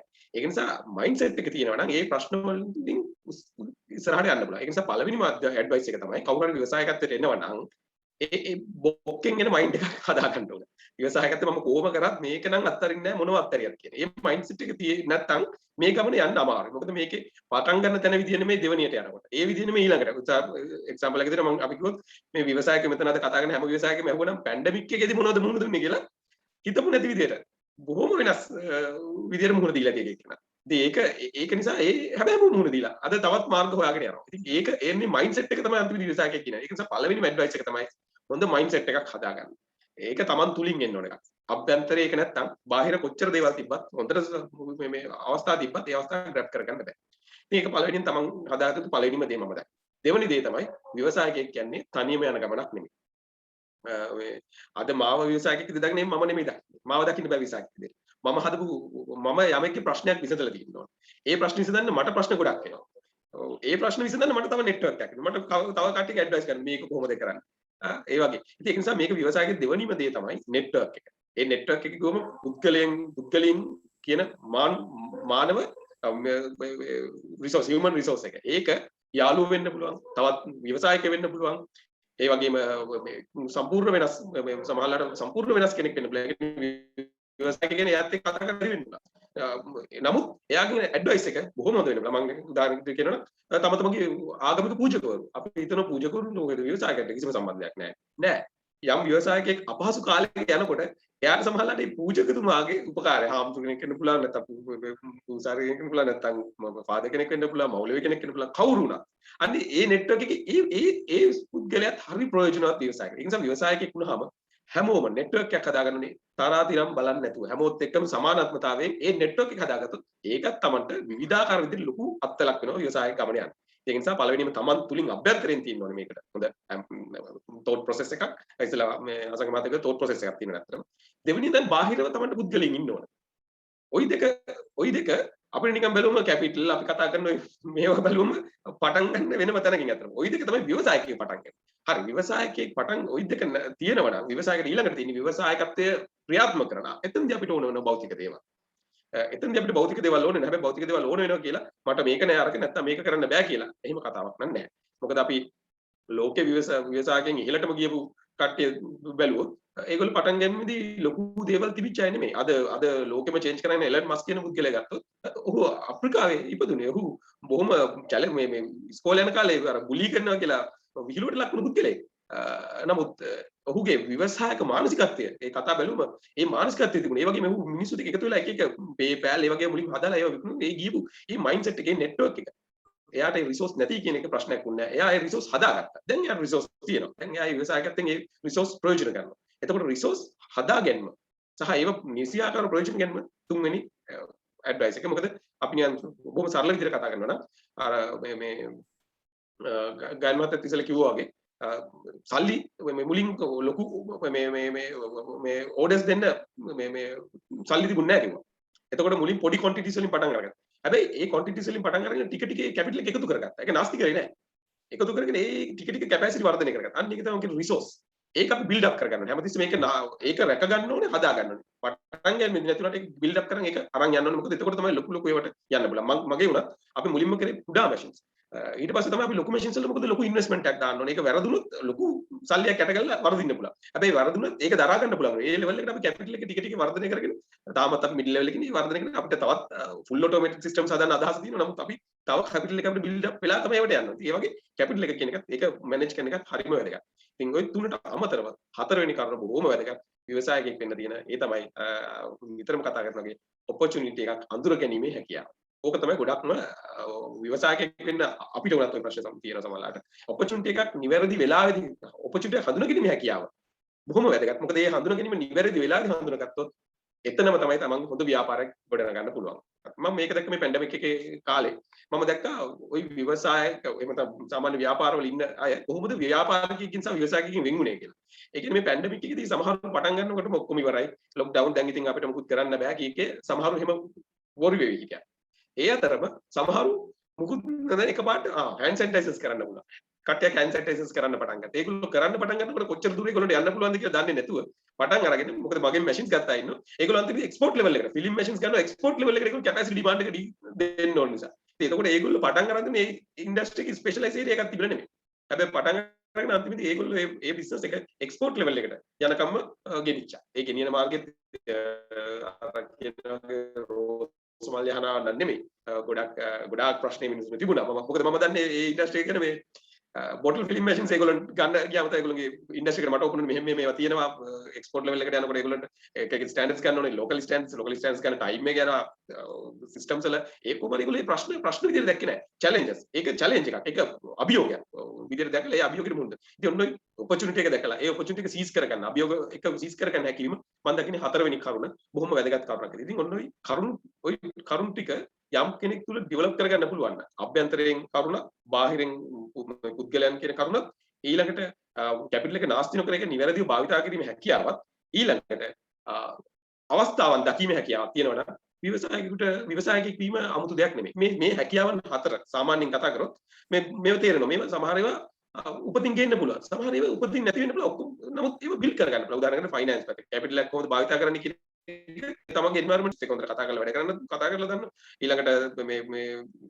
ඔපචුනිටිස් දකින්න හැබැයි යට ෆයිනෑන්ෂල් මැනේජ් කරගන්න හැකියාවක් නෑ ඒ දැනුම නෑ එහෙනම් ඒ දැනුම යට අද උකහා ගන්න පුළුවන් ඉගෙන ගන්න පුළුවන් ඒ නිසා මේ ව්‍යවසායකයෙක් කියන මේ ප්‍රධාන කර්තව්‍ය කරනකොට මම දකින්නේ මෙන්න මේ ට්‍රේඩ්ස් එහෙම නැත්නම් මෙන්න මේ ගුණාංග වර්ධනය කරගන්න ඒ ගුණාංග සමහරවිට තමන් තුල තියෙන්න පුළුවන් නැත්නම් ඉගෙන ගන්න පුළුවන් මේක මේ ලෝකෙට අපි ඉපදෙනකොට අපි අරන් ඉන්නේ හැන්ඩිල්ල විතරයි ඒ හැන්ඩිල් අද අපි කතා කරනවා අපි මේ විනාඩියක් ඇතුළත බොහොම දැනුම ප්‍රමාණයක් කුමාරු කරගන්නවා කුඩා කාලෝක අපිට කරන්න තිබුණේ නැහැ හැබැයි අපි හැමෝම විවිධාකාරව ඒ දේ කරනවා ඒක නිසා ව්‍යවසායකත්වයත් ඔය වගේම තමයි එක එක්කෙනාට එක එක විදිහට ව්‍යවසායකයෙක් ගොඩ නැගින්න අද ලොකු ඔපචුනිටි එකක් තියෙනවා ඉතින් මේ ඒ විදිහට දකින්නවනම් අපිට මේක ගොඩක් ලොකු ඔපචුනිටි එකක් මම ඉස්සෙල්ලා මුලින්ම පටන් ගත්ත දේ දැන් ක්ලික් කරන්න ඒ තමයි ඉතිහාසයට අපි යමු කියලා මේ කරුණු හතර අපි ඉතිහාසයට වඩා අද අපිට මේ දේවල් කරන්න බොහොම පහසුකම් වැඩි අද අපිට පුළුවන් අපේ ඉන අභ්‍යන්තරය හදාගන්න ඕන තරම් මේ ඉන්ස්පයර් යෝසෙල්ෆ් කියන මේ ප්‍රෝග්‍රෑම් එක අද කී දෙනෙකුට නරඹනවා කී දෙනෙක් ඉන්නද එතකොට මේකම තමන්ගේ අභ්‍යන්තරය ඉන්ස්පයර් කරගන්න හොඳ අවස්ථාවක්. ඉතින් මේ ඉස්සර තිබුණේ නැහැ මේ ඉන්ටර්නෙට් එක තිබුණේ නැත්නම් ඒ කාලේ මේ වගේ දෙයක් කරනවා කියන්නේ වෙනම බස් වලින් කොළඹ ගිහිල්ලා එහෙම තියෙන දවසක් හොයාගෙන පැයක සෙෂන් එකකට පැය 4-5ක් නෙමෙයි පැය 6ක් 7ක් විතර ගත කරන්න වෙනවා සෙෂන් එක. නමුත් අද අපිට හිතන සැනින් මේ වගේ ඔපචුනිටිස් තියෙනවා. ඒක ඉස්සරට වඩා මේ විවසායකයන් පේන හැකියාව වැඩි වෙලා තියෙන නිසා. ඒ වගේ ඔපචුනිටිස් අද Facebook එකක් ඒ වගේ එකකින් ගොඩාක් දැනුම ලබා ගන්න පුළුවන්. ඒ වගේ ව්‍යාපාරයක් ප්‍රචලිත කරන්න පුළුවන් මාකටිං කරන්න. ඒක නිසා මම හිතන්නේ අද තරම් ලේසි කාලයක් මේ මනුස්ස ලෝකෙ තිබුණේ නැහැ විවසායකයෙක් වෙන්න. ඒ නිසා මම කියන්නේ මේ ට්‍රේඩ්ස් දියුණු කරගෙන අපි ආරම්භ කරමු අලුත් විවසායකයන්ට ඉස්සරහට එන්න කියලා. මේ හොඳ කාලයක්. Okay Suresh, thank you. වෙලාව තව විනාඩි කිහිපයක් තියෙන හින්දා මම ඉන්දිකට ප්‍රශ්නයක් තියෙනවා ඊට පස්සේ මම ඔයාලා හැමෝගෙම විනාඩි 2 ගානේ common question එකක් අහන්න ඊට කලින් ඉන්දික අපි පුළුවන් තරම් ඉක්මනට මේකට ආන්සර් කරන්න බලමු මොකද්ද ඔයා මේ hands on agripreneur කෙනෙක් වෙලා ඉන්න හින්දා මේක ගොඩක් agripreneurs ලට තියෙන ප්‍රධාන ප්‍රශ්නයක් තමයි කියන්නේ access to finance access to market ඒ වගේ දේවල් වලට එහා බලනවනම් මේ quality parameters කොහොමද අපි maintain කරන්නේ? ඒ කියන්නේ හැම batch එකකින් batch එකට මේක කැම වර්ගයක්. අනිත් එක මේක ඒ කියන්නේ naturally ගස්වල හැදෙන දේවල් අරගෙන product එකක් විදියට ඒ කියන්නේ සාමාන්‍යයෙන් carrot එකක් ගත්තම කිලෝ එකක් market එකේ තියෙන fresh produce එක වෙනස් වෙන්න පුළුවන්. හැබැයි දැන් අපි sauce bottle එකක් නැත්නම් අපි මොකක් හරි jam bottle එකක් වගේ ගත්තම ඒකේ price ගොඩක් දුරට වෙනස් වෙන්නේ නැහැ. ඒක බොහෝ දුරට extensive periods වලට ඒක ඒ fixed price එකෙන්ම තියෙන්නේ. හැබැයි ඒකේ quality parameters නැත්නම් ඒකේ තියෙන ගුණාත්මක දේවල් බලද්දී ඒවෙන් ගොඩක් වෙනසක් නැහැ. ඒ quality parameters කියලා කතා කරද්දී taste එක, flavor, fragrances, ඒකට අමතරව එතන තියෙන nutritional parameters එතනින් එහා කියලා බලද්දී ඔකට ප්‍රධානම දෙයක් තමයි දැන් ගොඩක් customers ඉල්ලන දෙයක් මේ certifications. ඒව ගැන පොඩ්ඩක් මේ explain කරන්න පුළුවන්. මම හිතන්නේ මේක තම කෙටියෙන් explain කරා නම් හොඳයි. maybe maximum 2 minutes විතර වගේ අරගෙන. ප්‍රශ්න කීපයකට අමතරව තමන්ගේ නිෂ්පාදනයේ තියෙන තව ඒ කියන්නේ පාරිභෝගිකයෙක් තමන්ගේ නිෂ්පාදනය මිලදී ගත යුත්තේ ඇයි කියන ප්‍රශ්නේ මම ඉස්සෙල්ලා දුන්නා උත්තර කීපයක් තිබුණා. මොකද ප්‍රොඩක්ට් එකේ ක්වොලිටි එක ඩිමාන්ඩ් එක වැඩි කරගන්න අපි මොකද්ද කරන්න ඕන? මාකට් එකට හරියන විදිහට අපි ප්‍රොඩක්ට් එක හදනවා වගේම එතකොට ඒ හදන නිෂ්පාදනය පිළිගත් ආයතනයක් විසින් සර්ටිෆයිඩ් කරලා. එහෙම නැත්නම් ඒක ඇනලයිස් කරලා ලැබ් වලට දාලා ඇනලයිස් කරලා මේ නිෂ්පාදනය මෙන්න මේ වගේ කාලයක් තියාගන්න පුළුවන්. මෙන්න මේ වගේ ගුණාත්මක භාවයකින් යුක්තයි. මෙන්න මේ වගේ කොටස් වලට මේ වගේ මේකේ භාවිතය වඩා සුදුසුයි කියලා ඒ වගේ ආයතන වලින් අපිට රෙකමන්ඩ් කරනවා. එතකොට ඒ වගේ දෙයක් තියෙනවා නම් විශේෂයෙන් ලංකාව ඇතුළේ දැන් එහෙම දෙයක් තියෙනවා. දැන් අපි බහුතරයක් අපි අය නිෂ්පාදනයක් ගන්න ඉස්සෙල්ලා මේ නිෂ්පාදනයේ තියෙන සර්ටිෆිකේෂන්ස් එහෙම නැත්නම් අපි කියනවා SLS ISO ඔය වගේ තියෙන දේවල් වලින් මොන සර්ටිෆිකේට්ද මේ නිෂ්පාදනය අරගෙන තියෙන්නේ. එතකොට අපි නිකම් කටින් කිව්වට වැඩක් නෑ. අපේ නිෂ්පාදනය ඇතුලේ මෙන්න මේ වගේ ගුණාත්මක භාවයක් තියෙනවා. මෙන්න මේ වගේ දේවල් තියෙනවා. අපි එතකොට මේකට කොහොමද මෙන්න මේ වගේ දේවල් අපි එකතු කරලා තියෙනවා. මේ වගේ රෝගීන්ට මේ වගේ පොඩි දරුවන්ට මේක ගැලපෙනවා. එහෙම අපි කටින් කිව්වට අපි එක වැඩක් නෑ. මොකද එහෙම පිළිගන්න පුළුවන් විදියට පසුගිය කාලේ නිෂ්පාදන වෙළඳපොළට ආවේ නෑ. ඒක නිසා පාරිභෝගිකයෝ අපි කියන දේවල් විශ්වාස කරන්නේ. එතකොට පාරිභෝගිකයා අපිව නෙමෙයි විශ්වාස කරන්නේ, විශ්වාස කරන ඉන්ස්ටිටියුට්. එහෙම නැත්නම් ওই සර්ටිෆිකේෂන් එලියට දාන ආයතන තියෙනවා. උදාහරණයක් ගත්තොත් ලංකාවේ SLS එක ඊට අමතරව තව පෞද්ගලික ආයතන, ජාත්‍යන්තර පෞද්ගලික ආයතන ඕන තරම් තියෙනවා. එතකොට ඒ අපි ලෝකල් ගත්තා. අපි අනිවාර්යෙන් අපි එක්ස්පෝර්ට් කරන්න බලාපොරොත්තු වෙනවා නම් අනිවාර්යෙන් අපි අවම වශයෙන් අපේ තියෙන නිෂ්පාදන වලට අවම වශයෙන් ඒ රටවල් වලට අදාළ විද්‍යට අවම වශයෙන් ගත යුතු සර්ටිෆිකේට් ටිකවත් අපිට ගන්න සිද්ධ වෙනවා. එතකොට මේකදී අර ડોක්ටර් කිව්වා වගේ ප්‍රධාන වශයෙන්ම වැදගත් වෙන කාරණා වලින් එකක් තමයි රස සහ එක දිග හැමදාම පවතින එකම වගේ රස වර්ණය, ඊට පස්සේ ඒකේ තියෙන පෝෂණ කොටස් සහ මිල කියන දේ. ඔය විශේෂයෙන් මිල කියන දේ පාරිභෝගික ගොඩක්ම සෙන්සිටිව් දෙයක් තමයි මිල කියන දේ. එතකොට අපි උදාහරණයක් ගත්තොත් අපි සාමාන්‍යයෙන් නිෂ්පාදනයක් විකුණන්න යද්දී අපි කියනවා නිෂ්පාදනයක් කොටස් දෙකකට බෙදනවා වෙළඳපොළ අනුව. එකක් තමයි quality based product සහ quantity based product ඉල්ලන මාකට් තියෙනවා. අපි ගත්තොත් අපේ රටවල් වල වගේ අපිට කිලෝ එකක් වගේ දෙයක් රුපියල් 100කට දෙන්නවා නම් අපේ ගොඩක් කට්ටියගේ attention එක යනවා. හැබැයි අපි යුරෝපේ පැත්තට ගියොත් යුරෝපේ තියෙන්නේ quality base එක. ඒ කියන්නේ යාලට ග්‍රෑම් 100ක් රුපියල් 500ක් වුණාට කමක් නැහැ බඩුව quality. එතකොට ඔන්න ඔය වගේ අපි මාකට් දෙක අඳුර ගන්න ඕන. අපි මොන මාකට් එකකට මොන විදියටද ඇඩ්‍රස් කරන්න යන්නේ කියන. එතකොට මේ ඕනම මාකට් එකකදී දැන් තියෙන ට්‍රෙන්ඩ් එක තමයි විශේෂයෙන් තමන්ගේ දරුවන්ට, තමන්ගේ වැඩිහිටියන්ට සහ බහුතරයක් ඉන්න දැන් ඉන්න තරුණ පරම්පරාව පවා ආහාරයක් මිලදී ගැනීමේදී සර්ටිෆිකේෂන් කියන දේ බලනවා. එතකොට දැන් අපි උදාහරණයක් ගත්තොත් අපි පාවිච්චි කරන වට්ටක් එක හොඳම උදාහරණයක්. එතකොට අපි ගත්තොත් වට්ටක්ක ලංකාවේ හැදෙනවා varieties 9ක්. එතකොට මේ 9න් මම පාවිච්චි කරන්නේ මොන variety එකද? එතකොට මේ variety එකේ වර්ණය කුමක්ද? ඒ variety එකේ වතුර ප්‍රමාණය කොච්චරද? සාමාන්‍යයෙන් ගත්තොත්. එතකොට මේ variety එක හැදෙන්නේ මොන කාලෙද? මොන ප්‍රදේශයේද? එතකොට මම හැම වට්ටයක් එකක්ම පාවිච්චි කරනවා. එතකොට ඔන්න ඔය කියන දේවල් හරිම වැදගත් තමන්ගේ නිෂ්පාදනයේ end product එක. එතකොට හැමදාම තමන් පාවිච්චි කරන්නේ අපි හිතමු ඔය variety නමින් වර්ග දෙකක් පමණයි. එතකොට මේ වර්ග දෙක මොන කාලෙදිද කඩන්න අපි ගොවියට උපදෙස් දෙන්නේ. එතකොට අපි පාවිච්චි කරන්න ගනිද්දී එතකොට මේ variety එකේ තියෙන වර්ණය, ඒ රසය හැමදාම එකම විදිය. අපි වෙනින් දේවල් පාවිච්චි කරන්න කිව්වද ඒ variety එකේ ඔක්කොම අපි පොදුවේ වට්ටක්ක කියලා කිව්වට වට්ටක්ක විවිධ වර්ගවල තියෙන වතුර quantity එක වෙනස්. රස වෙනස්. පෝෂණ කොටස් වෙනස්. එතකොට අපිට අපේ නිෂ්පාදනය අපි හරියටම පාවිච්චි කරන්නේ මෙන්න මේ variety දෙක විතරයි. එතකොට මේ variety දෙකේ වර්ණය මෙන්න මේ විදියයි මේ විදියට තියෙනවා. එතකොට අපි නිෂ්පාදකයා විදියට අපිට තියෙනවා confident එක අපි පාවිච්චි කරන්නේ මේක හැමදාම මේක කියලා. එතකොට අපිට end product එකේදී අපිට එන්න තියෙන ප්‍රශ්න ගොඩක් අඩුයි. එතකොට අපි විවිධ දේවල් වලට යන්නේ නැත්තම්. එතකොට අන්න ඒ විදිහට අපි නිෂ්පාදනය කරද්දී තමන් හරියට යුනික් වෙන්න ඕන. තමන් කොතනද මොන වගේ දේවල් එක්කද මොන වගේ මැටීරියල් තමන් පාවිච්චි කරන්නේ, තමන්ගේ ක්වොලිටි එක මේන්ටේන් කරන්න සහ තමන්ගේ ෆැක්ටරි එක ඇතුළත තමන්ගේ වැඩ කරන සේවකයන්ගේ තියෙන හයිජීන් එක. එතකොට තමන්ගේ හයිජීන් එක, ෆැක්ටරි එකේ හයිජීන් එක. ඒ හැමදේම වැදගත් වෙනවා තමන් ක්වොලිටි සර්ටිෆිකේට් එකකට යන්න. එතකොට අපි උදාහරණයක් තමයි දැන් අපි කතා කරන්නේ කෑමක් ගැන නම් මොකද අපි ඉස්සෙල්ලාම හිතන්න ඕන දේ තමයි අපි තව කෙනෙකුට කන්න දෙන දේ. එතකොට මේකේ මොන තරම් පිරිසිදු වෙන්න ඕනද නේද? දැන් පළවෙනිම පාර අපේ නිෂ්පාදනයේ මිලදී ගන්න පාරිභෝගිකයෙක් කාලිවර වෙලා එයා ඊළඟ සැරේ ගන්න විදියට අපේ නිෂ්පාදනයේ අපේ එකේ ක්වොලිටි එක නැත්තම් අපිට ආයෙසරයක් අපේ බිස්නස් එකේ දියුණුවක් කියන දෙයක් අපිට බලාපොරොත්තු වෙන්න බෑ.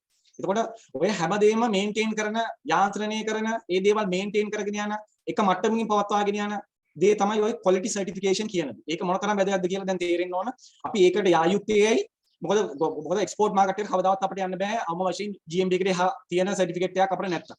එතකොට අපි යුරෝපයට, මිඩල් ඊස්ට් වලට, ඇමරිකාවට, ඕස්ට්‍රේලියාවට යනවා නම් ඒ රටවල් වලින් වලට වෙනස් සර්ටිෆිකේෂන් උත් තියෙනවා ඒ රට අනුව ඉල්ලන්නේ. එතකොට අපි ඒවට කොහොමද ඇඩොප්ට් වෙන්නේ? එතකොට ඔය දේ අපි ඉස්සෙල්ලා බේසික්ම දේ තමයි අපිට අඩුම ගානේ අපි GMP එකේ වත් ඉන්න ඕන අපිට සර්ටිෆිකේෂන් එකක තියෙන ડોකියුමන්ට් ටික මොකද්ද?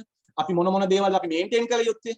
අපේ නිෂ්පාදනය ඇතුලේ වගේම අපේ වැඩ කරන මිනි අයගේ එතකොට අපේ පරිසරය මේ දේවල් අපි කොහොමද මේන්ටේන් කරගෙන යන්නේ කියන දේට හොඳම අත්දැකීම ගන්න නම් අවම වශයෙන් GMP ගාටවත් නිෂ්පාදකයෙක් ඉන්න ඕනේ.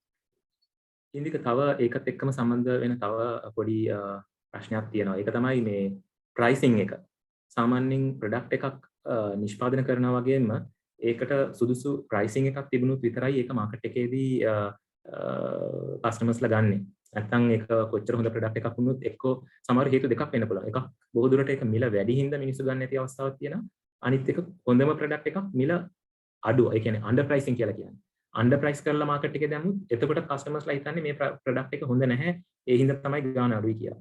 ඒක කොහොමද අර ප්‍රයිස් ඔප්ටිමම් ප්‍රයිසිං එක හදාගන්නේ? ඒ කියන්නේ සුදුසුම එක ප්‍රොඩක්ට් එකට සුදුසුම ප්‍රයිසිං එක හදාගන්නේ කොහොමද? ඒකට මොකක් හරි ස්ට්‍රැටජි එකක් ඔබතුමා යූස් කරනවද ඔයගොල්ලන්ගේ ප්‍රොඩක්ට්ස් වලට? නැත්නම් අනිත් ප්‍රොඩක්ට් එකේ තියෙන සිමිලර් ප්‍රොඩක්ට් රේන්ජස් එක්ක තියෙන ප්‍රොඩක්ට් එක බලලා අයකට මේකට සමානව ජෑම් එකක් ඉම්පෝට් කරන එක මේ ප්‍රමාණ මේ මිලට විකුණන්නේ. ඒ හින්දා අපි ඊට වඩා පොඩ්ඩක් අඩු කරලා නැත්නම් වැඩි කරලා විකුණමු කියලාද මේ ප්‍රයිස් එක ඩිෆයින් කරන්නේ? නැත්නම් ඔක හයිබ්‍රිඩ් ඔප්ෂන් එකක්ද?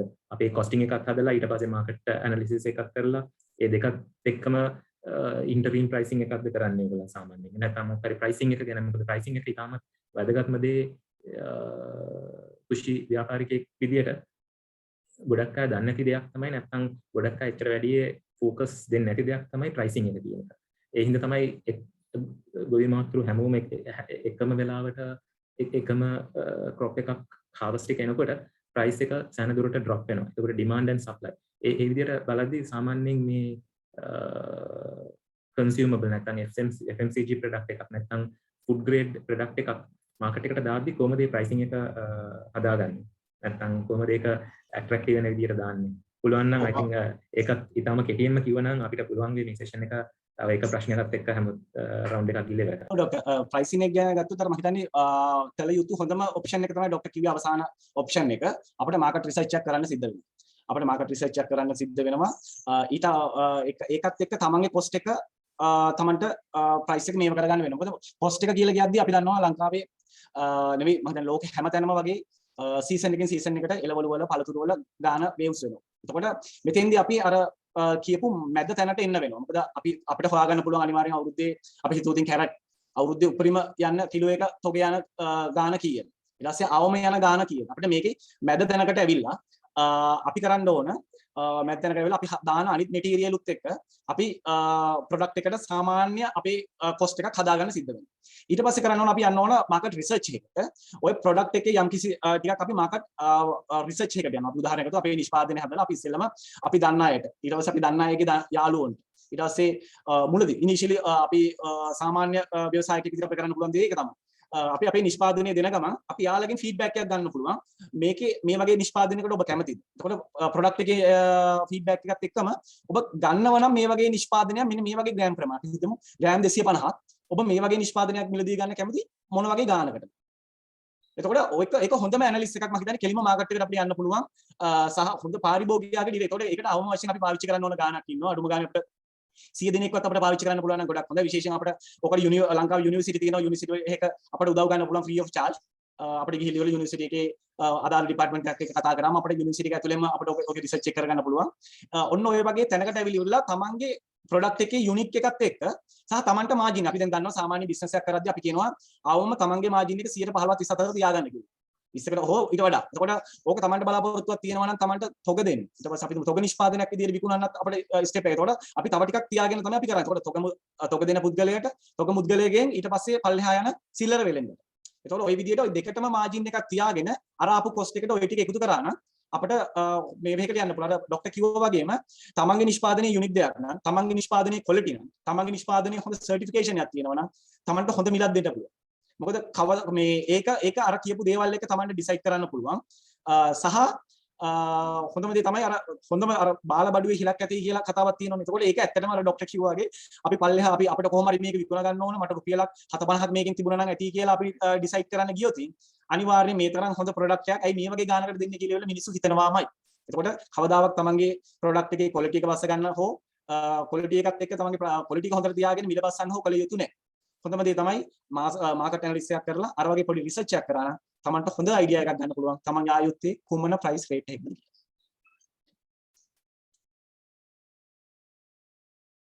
තව එක දෙයක් තමයි මේ සෙෂන් එකේදී බ්‍රෑන්ඩින් එක ගැන. මට කැමති මේ ප්‍රශ්නේ හසංකට ඩිරෙක්ට් කරන්න. හසංක බ්‍රෑන්ඩින් එක ගැන බලද්දී ඕනම බිස්නස් එකකට ඒ කියන්නේ කෙනෙක්ට පර්සනල් බ්‍රෑන්ඩින් එකක් තියෙන විදිහට ඒ කියන්නේ ආයතනයකට නැත්නම් ව්‍යාපාරයක් කරගෙන යද්දී ඒ ව්‍යාපාර ආයතනයකට බ්‍රෑන්ඩින් එකක් ඉතාමත් අවශ්‍යයි. ඒක එතකොට ඒක අසංක කලින් කියපු විදිහට ඒක අර ඇප් එකක් විතරක් නෙමෙයි. ඒක අර ඉකෝසිස්ටම් එකක් මේ ඇප් එකට එහා ගිහිල්ලා තියෙන දෙයක්.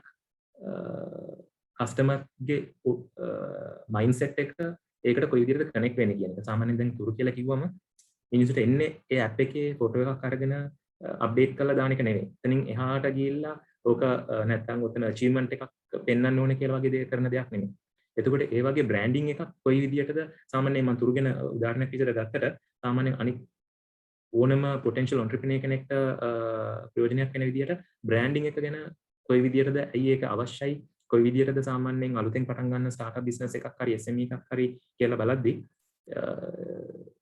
සමහර බේසික් ස්ටෙප්ස් මොකක්ද ඒ ගැන ගන්න පුළුවන් දේවල් ඩොක්ටර් ඒක මම මේ විදිහට පිච් කරන්න ෂෙයා කරන්න නොලෙජ් එක. දැන් අපි ගත්තොත් සමහරලාට බිස්නස් එකක් ගත්තම එන්ටර්ප්‍රිනර්ස්ලා ගත්තම මේ හදන ප්‍රොඩක්ට් සොලියුෂන්ස් ගත්තම සෑහෙන ප්‍රමාණයක් තියෙනවා. මේ සෑහෙන ප්‍රමාණයක් අතර ඩිස්ටින්ක් කරලා වෙනස් වෙලා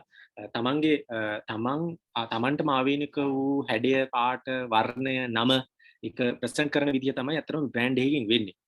හැබැයි මම මෙන්න මේ විදිහටම දකිනවා. අපි ගොඩක් දැකලා තියෙනවා සමහර අපි කියන බඩින් එන්ටර්ප්‍රිනර්ස්ලා ඉස්සෙල්ලම පටන් ගන්න කට්ටිය ඒගොල්ලෝ හිතනවා බිස්නස් එකක් අපි කියන බ්‍රෑන්ඩ් එකක් හදනවා කියන එකේ පළවෙනි තමයි වෙබ්සයිට් එකක් හදනවා ලෝගෝ එක ඉස්සෙල්ලම රෙජිස්ටර් කරන්න යනවා ඊට පස්සේ ප්‍රයිවට් ලිමිටඩ් එකක් දාන්න නෑ ඉස්සෙල්ලම කරන්න ඕන දේ තමයි ඔයාගේ proof of concept එක ඔයාට ප්‍රොටෝටයිප් එක යන එක MVP එකට යන එක ඉස්සෙල්ලා ප්‍රොබ්ලම් එක solve කරන්න ඔයාගේ solution එකට කොච්චර capacity එකක් තියෙනවද ඒක මිනිස්සු සල්ලි දීලා ගන්න කැමතිද නැවත නැවත repurchases කරන්න කැමතිද ඊට පස්සේ නැත්තම් ඒක පාවිච්චි කරලා අඩු ගන්න ඒගොල්ලන්ගේ ප්‍රශ්නේ විසඳෙනවද සල්ලි කිව්වේ නැතත් ඉතින් මේක තමයි පළවෙනි පියවර. ඊතරදී ඇත්තටම බ්‍රෑන්ඩින් එක ලොකුවට වැදගත් වෙන්නේ නැහැ. ඉස්සෙල්ලාම අපි කියන concept validation එකක් ඉස්සෙල්ලාම කරගන්න ඕනේ. ඒ concept validation එකක් කරගෙන යන ගමනේ තුල තමයි ඉතුරු ටිකදී තමයි දන්නේ අර කියන similar මේ solutions අතරතුර competitiveness නේ මෙතන තියෙන්නේ. කොහොමද අපි කියනවා අපි දැන් ලංකාව උදාහරණ ගත්තොත් මිලියන 21.7යි. මේ 21.7 කියන දේ හැමෝටම අපිට මේ කියන්න ඕනේ අපේ පණිවිඩය. හැබැයි අපිට කියන්න පුළුවන්ද? අපිට එච්චර සල්ලි තියෙනවද? අපි ATL අපි කියනවා ATL, BTL, offline marketing, online marketing මේ හැම දෙයක ගත්තම ඒව කරන්න අපිට එහෙම ලොකු capacity එකක් නැහැ. ෆන්ඩින් එකක් නැහැ. හැමෝටම message එකක් යවන්න, SMS එකක් ගන්න, email එකක් යවන්න, Facebook එකේ ad run කරන්න සල්ලි නැහැ. හැබැයි අපි තෝරා ගන්න ලද beachhead market එකක් තියෙනවා. අපි ඉස්සෙල්ලම reach කරන්න යන market එක ඇතුළත මෙන්න මේ ප්‍රශ්නේ ඔයගොල්ලන්ගේ විසඳනවා මෙන්න මේ product එකේ මේකට කියන්නේ මේ නම මෙන්න මේ නමෙන් එන product එකේ solution එක මේක offering එක මේක රුපියල් X කියන අගයට මේකෙන් මෙන්න මේ ප්‍රතිලාභය කස්ටමර්ට දෙනවා මේකේ හැඩය පාට ආයි වෙනස් වෙනවා කියලා කියනවා. අන්න ඒ එක්සර්සයිස් එක එයාගේ අපි කියන ඉස්සෙල්ලම awareness එක raise කරන්න ඕනේ. මෙහෙම දෙයක් තියෙනවා. ඊට පස්සේ consideration එකට කියනවා. මේක මෙහෙම දෙයක් තියෙනවා මේක මම ගන්න ඕනේ. අරන් try කරන්න ඕනේ. නැත්තම් මේක ඊට පස්සේ එනවා decision එක. decision එක මොකද්ද? සල්ලි දීලා ඒ බාණ්ඩේ තියෙන තැනකට ගිහිල්ලා නැත්නම් ඔන්ලයින් හරි ඔෆ්ලයින් හරි රාක් එකකින් සමන්ගේ පර්ස් එකෙන් සල්ලි අරගෙන එක්ක cash on delivery cash on collection නැත්නම් credit card නැත්නම් cash මේ විදිහට purchase කරලා ගෙදරට ගෙනල්ලා පාවිච්චි කරලා ඒක dispose කරන දෙනකන් යනවා නැත්නම් after services වලට යනවා මේනවා. ඒතකොට මේක තමයි සම්පූර්ණ වටාපිටාව. මෙන්න මේ වටාපිටාව තුළ අර තව දහස් ගාණක් ඒ ශේෂ්ත්‍රයේ ඉන්න මිනිසුන් අතර Tamanට අවශ්‍ය ආවේනික වූ අනන්‍යතාවය බිල්ඩ් කරගන්නවා කියන එක තමයි බ්‍රෑන්ඩ් එක. බ්‍රෑන්ඩ් එක අකුරු කිහිපයක් වෙන්න පුළුවන් ඉලක්කම් වෙන්න පුළුවන් රූපයක් වෙන්න පුළුවන්, හැඩයක් වෙන්න පුළුවන්. ඒක ඊට පස්සේ දැන් අපි ග්‍රෝ වෙලා එනකොට එක තැනකදී Tamanට පුළුවන් බ්‍රෑන්ඩ් එක රෙජිස්ටර් කරන්න. අන්න එතනදී තමයි ට්‍රේඩ්මාර්ක් ඇප්ලයි කරලා යන්න. ඊට පස්සේ ඒක ඒ ප්‍රොසෙස් එක අති වුණාට පස්සේ වාට R කියලා රෙජිස්ටර්ඩ් බ්‍රෑන්ඩ් එකකට යන්න පුළුවන්. එතකොට මේක සමහර අපි ගත්තොත් කේස් ස්ටඩීස් ගත්තොත් ලංකාවේ ඉස්සෙල්ලා මෙයා නමක් දාගෙන තමයි ඇවිල්ලා එතනට හැදිලා තියෙන්නේ. ඒකත් හරි. හැබැයි සමහර දේවල් ගත්තම අපි දන්නවා සමහර ලොකු හොඳ එන්ටර්ප්‍රිනර්ස්ලා ඉන්නවා, බ්‍රෑන්ඩ්ස් තියෙනවා. අපි දන්නෙත් නෑ ඒගොල්ලන්ගේ ප්‍රොඩක්ට්ස් මොනවද කියලා. එතකොට ඒගොල්ලෝ ප්‍රොමිනන්ට් ඇක්ට් එකක් සමහරවිට බ්‍රෑන්ඩ් එක දීලා නෑ. ඒගොල්ලෝ දීලා තියෙන වෙන මේ එයාගොල්ලෝ බිල්ඩ් කරලා තියෙන වෙන දෙයක්. එතකොට Taman තමයි තීරණය කරගන්නේ එන්ටර්ප්‍රිනර් අපේ බ්‍රෑන්ඩ් එකේ මොකද්ද කියන්න යන්නේ. බ්‍රෑන්ඩ් එකේ කරන්නේ මොකද්ද? අපේ බ්‍රෑන්ඩ් එක අම්බ්‍රෙල්ලා බ්‍රෑන්ඩ් එකක්ද නැත්නම් අපි බ්‍රෑන්ඩ් එක සුපර් බ්‍රෑන්ඩ් එකක්ද ඇසෝසියේට් බ්‍රෑන්ඩ් එකක්ද මේ විදිහට පොසිෂන් කරගන්න එක තමන්ගේදී. හැබැයි බ්‍රෑන්ඩ් එකක් තියෙනකොට අපිට කන්වින්සින් ෆැක්ටර් එක වැඩි, මිනිසුන්ට අපි ගැන තේරෙනවා, මිනිස්සු අපි විශ්වාස කරනවා, ප්‍රසාදයක් තියෙනවා, නැවත නැවත විශ්වාසය මත කස්ටමර් කෙනෙක් long term අපි කියනවා LTV long term value එකක් තියෙනවා හැම කස්ටමර් කෙනෙක්. අන්න ඒ ජර්නි එකේදී කස්ටමර් හැමතිස්සෙම අපේ බ්‍රෑන්ඩ් එකත් එක්ක ඉන්නවා. ඒ බ්‍රෑන්ඩ් ප්‍රොමිස් එක තමයි ඊළඟට වැදගත්. දැන් අපි උදාහරණයක් ගත්තොත් තුරු. මේ තුරු වල තියෙන්නේ දැන් මගේ අපි දැන් තුරු කියන්නේ මගේ නම. ඇත්තට මගේ වචනයක් නෙමෙයි. ඒක මේ හැම දෙනාම පාවිච්චි කරන වචනයක්. හැබැයි අපිට ඒක එක තැනකදී අපි හිතනවා මිනිස්සුන්ට කියවන්න ලේසි, සරල, ඉංග්‍රීසියෙන් සිංහලෙන් ඕනම කෙනෙක්ට කියන්න පුළුවන්, ලියන්න පුළුවන්, මේ ටග් ගාලා මේව කරන්න පුළුවන්. දෙක මේ බස්වර්ඩ් එකක් තුරු වෙන තුරු වෙන මේක ටග් ගාලා මතක හිටිනවා. ඉතින් මේක තමයි අපි කරේ තුරු වල එක්සම බ්‍රෑන්ඩ් ප්‍රොමිස් එක තමයි අපි මේ ගස් සම්බන්ධයෙන් ඉකෝසිස්ටම් එකේ අපි මේ ගස් සම්බන්ධ ඉකෝසිස්ටම් එකේ තියෙන ප්‍රශ්න හසන්ක මට වාගෙන් අහන්න කැමති දෙයක් ගොඩක් අය මේ ගැන කැමති වෙයි මේ ප්‍රශ්න ගැන.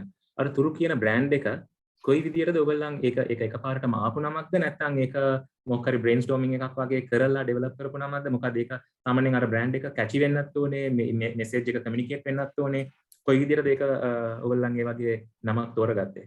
ඔව් ඒ කියන්නේ අපි ගත්තොත් හැම එක්සර්සයිස් එකකදීම අපි කරන ටීම් එකක් එක්කනේ වැඩ කරේ. හැම ටීම් මෙම්බර් කෙනෙක්ටම තියෙනවා විශ් ලිස්ට් එකක් තියෙනවා. ඒ විශ් ලිස්ට් එකේ ලියාගෙන එනවා තුරු මිතුරු ඒ වගේ ඒක අපි ගොඩාක් මේ හරිත මේ අපි මේ ලොකු ලිස්ට් එකක් හදුවා. ලිස්ට් එකක් හදලා අපි ඊට පස්සේ අපි දන්නවා මේක මිනිස්සු ආසද නැද්ද කියන එක අපි ඉස්සෙල්ලම අපින් අහනවා. මේ නමට ඔයා කැමතිද? අපින් අර අපි බුද්ධාගම දෙන අත්උපනායක තමයි තමන් බලනවා. ඊට පස්සේ අනිත් මිනිස්සුන්ට ඒක වෙන්නේ කොහොමද කියන එක බලනවා. ඉතින් මේ වගේ එක්සර්සයිස් එකක් වෙලා අපි කියන යූසර් ටෙස්ටිං කරනවා.